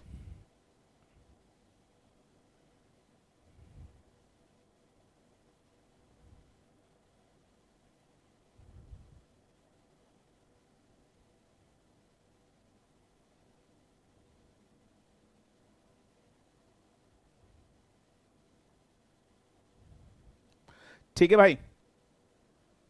Now point 91F, statement of utilisation of fund. Statement of utilisation of fund. Listed जो NPO है, non profit organisation है, ये सिर्फ याद रखेगा ये कौन सी एंटरप्राइज के लिए बात हो रही है। ये बेटा कौन सी एंटरप्राइज के लिए बात हो रही है? ये सिर्फ रेगुलेशन 91F, ये सिर्फ ऐसी सोशल एंटरप्राइज के लिए बात हो रही है जिसने अपनी zero coupon zero principal, zero coupon zero principal, लिख लो भाई। जिसने बेटा जीरो कूपन जीरो प्रिंसिपल, हाँ जी, ये इंस्ट्रूमेंट इशू किए थे और पैसा रेस किया था। तो इस कंपनी को, ये जो सोशल एंटरप्राइज है, कौन सी वाली? नॉन प्रॉफिट ऑर्गेनाइजेशन, इसको क्वार्टरली बेसिस पे, कितने बेसिस पे? क्वार्टरली बेसिस पे। जैसे क्वार्टर खत्म होगा, अच्छा, क्वार्टरली बेसिस पे एक स्टेटमेंट देनी है, किसको? स्टॉक एक्सचेंज को। यानी क्या मैं बोलूं, 4 times a year, 4 times a year, 1 साल में 4 बार आपको स्टॉक एक्सचेंज को क्वार्टरली बेसिस पे स्टॉक एक्सचेंज को एक स्टेटमेंट बना के देनी है। उस स्टेटमेंट में क्या लिखोगे? कैटेगरी वाइज अमाउंट रेस, कितना पैसा रेस किया, कैटेगरी वाइज मनी यूटिलाइज, पैसा कहां यूटिलाइज किया, बैलेंस अमाउंट, कितना पैसा बच गया, और जितना पैसा बचा वो एक सेपरेट बैंक अकाउंट में रखना है। मुझे बताओ जल्दी से, 91F, very very important for the exam, very important for the exam, जल्दी से बताओ क्या मतलब है। Very important for the exam, जल्दी से बताओ क्या मतलब है इसका। जल्दी से बताइए इसका क्या मतलब है। हाँ जी, statement of the utilisation fund. कोई भी एनपीओ, सोशल एंटरप्राइज 2 तरीके की होती थी। एनपीओ जिसने जीरो कूपन वाला इंस्ट्रूमेंट इशू किया है, उसने पैसे रेज कर लिए, तो पैसे रेज करने के बाद उसे 3 काम करने हैं। पहला, उस पैसे रेज करने के बाद उसे 1 साल में 4 बार आपको सोशल स्टॉक एक्सचेंज को डिक्लेरेशन देनी है, स्टेटमेंट देनी है। उस स्टेटमेंट में 3 बातें लिखी होनी चाहिए। क्या? कितना पैसा रेज किया, कितना पैसा यूज किया, कितना पैसा बैलेंस है, और जो बैलेंस है वो सेपरेट अकाउंट में है या नहीं है। तो that is regulation 91F, that is statement of utilisation of fund. तो यहां पर अगर आप देखेंगे, तो इट्स अ 4-वे कनेक्टिविटी, दैट इज अ 4-वे कनेक्टिविटी। और कोई बताएगा ये 4-वे कनेक्टिविटी कैसे हो गई है? 4-वे कनेक्टिविटी बेटा कैसे हो गई है, कोई बताएगा? क्या मैं बोल सकता हूं यहां पे एक कॉन्सेप्ट आया सोशल स्टॉक एक्सचेंज, एक कॉन्सेप्ट आया बेटा सोशल स्टॉक एक्सचेंज, और सोशल स्टॉक एक्सचेंज आने की वजह से क्या मैं बोलूं, ICDR रेगुलेशन 2018 के अंदर चैप्टर 10A इंट्रोड्यूस हो गया। क्या ये चैप्टर 10A पूरा बता दिया? क्या आप मुझे बताओ बेटा, चैप्टर 10A पूरा बताया या नहीं बताया? उसके बाद इसके अंदर LODR 2015 के अंदर क्या मैं बोल सकता हूँ चैप्टर 9A आ गया? और क्या वो चैप्टर 9A की सारी रेगुलेशन जितनी थी मैंने सारी बता दी? Yes sir. उसके बाद आप मुझे बताओ जल्दी से, उसके बाद क्या मैं बोलूँ कि section 2H of SCRA act, हाँ जी, इसके अंदर भी चेंज आया, और उसके अंदर सिक्योरिटी की डेफिनेशन अमेंडमेंट हो गई, और zero coupon zero principal zero coupon zero principal, क्या आप मुझे बताओ इसके अंदर भी आप मुझे बताओ, इंपॉर्टेंट है ये, सिक्योरिटी के अंदर कवर हो गई। और उसके बाद दैट इज एईएफ रेगुलेशन के अंदर भी अमेंडमेंट आ गई, एआईएफ रेगुलेशन के अंदर भी बेटा अमेंडमेंट आ गई, ये भी मैंने बता दिया। और यहाँ पे एक सोशल इंपैक्ट फंड का कॉन्सेप्ट आया, सोशल इंपैक्ट फंड। तो ये चारों चीजों को मिलाकर ये एक ब्यूटीफुल कनेक्टिविटी आपके सामने है, इसी को बोला जाता है द 4-वे connectivity. It's a concept of the social stock exchange with the logic and reasoning. I just try my level best कि मैं आपको ये समझा पाऊं ये है क्या। इसके ऊपर और भी अमेंडमेंट आएंगी अभी आप देखना, सोशल स्टॉक एक्सचेंज की वजह से शायद कंपनीज एक्ट में, शायद इनकम टैक्स में, या जगह जगह अमेंडमेंट आएंगी। जितनी आती रहेंगी तो सबसे पहले हम आपको अपडेट देंगे with research content. Regarding we believe in the research only sir, पहले कंटेंट जो भी चीज होती है पहले हम उसके ऊपर पूरी रिसर्च करते हैं और उसके बाद बच्चों को पढ़ाते हैं ताकि उनको समझ में आए कि चीजें हो क्या रही हैं। And it's all about the connectivity among the loss. Regarding अच्छा, जो सप्लीमेंट आए हैं ना, मैं एक चीज और बता दूं, जो सप्लीमेंट आए हैं सिक्योरिटी लॉ के और कॉर्पोरेट फंडिंग के, उनके अंदर है ना बहुत सारी चीजें दे रखी हैं। तो मैं आपको बता दूं दैट इज ऑलरेडी हमने जो आपको क्लासेस दी हैं, चाहे वो रिकॉर्डिंग है या वो लाइव है, उसके अंदर सारी अमेंडमेंट ऑलरेडी कवर्ड है। आईसीएसआई ने पिछली 1-1.5 साल की सारी अमेंडमेंट डाल दी है उसके अंदर, सप्लीमेंट के अंदर। हमने आपको जो अमेंडमेंट कराई है, अब देखो आपका जून 23 का जो एग्जाम है, आपका जून 23 का एग्जाम है, ठीक है ना। तो बेटा यहाँ पे जून 23 के एग्जाम के लिए मैं बोल सकता हूँ आपका कि 1 जुलाई से लेकर आप मान लो 31 दिसंबर तक की अमेंडमेंट आपके लिए रेलिवेंट है, मान लो 2022। तो सर यहां तक की अमेंडमेंट हम आपको करा रहे हैं। तो और ये कॉन्सेप्ट कुछ जुलाई में आया, तो इसलिए सोशल स्टॉक एक्सचेंज पूरा करा दिया। बाकी जितनी भी अमेंडमेंट है ऑलरेडी हमारे आपको अपनी क्लासेस के अंदर करा रखी हैं, तो वो आपको करने की जरूरत नहीं है, ऑलरेडी हमारी क्लासेस में कवर्ड है वो। मेरी बात समझ में आ गई है? तो that was a amendment and that was a fantastic provision regarding the social stock exchange. मुझे उम्मीद है ये सेशन आपको बहुत शानदार और अच्छा लगा होगा, और एवरी बिट ऑफ इट, ये सारे हैंड रिटन नोट्स मैंने आपको बनवा दिए हैं, सारी चीज़ें लॉजिकली आपको समझ में आ गई होंगी, क्या है, क्यों है, किस लिए है। मेरे को इस वीडियो को ज़्यादा से ज़्यादा लाइक, शेयर और कमेंट कीजिएगा, और मेरे को जरूर बताइएगा कि वीडियो कैसी लगी कमेंट बॉक्स में, और आपके अगर कोई डाउट है तो वो बताइएगा। और जून 23 अटेम्प्ट के लिए आपको क्या क्या चाहिए मुझसे, और कौन कौन से टॉपिक पे आपको रिवीजन चाहिए या क्या चाहिए, वो मेरे को कमेंट बॉक्स में लिख के बताइएगा। और ये जरूर बताइएगा कि वीडियो कैसी लगी, और वीडियो को अपने सारे फ्रेंड्स के साथ जून 23 सिक्योरिटी लॉ और कॉर्पोरेट फंडिंग के स्टूडेंट्स के साथ शेयर जरूर कीजिएगा। आई एम टेलिंग यू, बहुत इंपॉर्टेंट एग्जाम में आने के बहुत सारे चांसेस हैं। थैंक यू दोस्तों, आज के लिए इतना ही, and rest of the thing वो discuss in the next video. Thank you so much, God bless you all. मिलते हैं नेक्स्ट सेशन में। Thank you.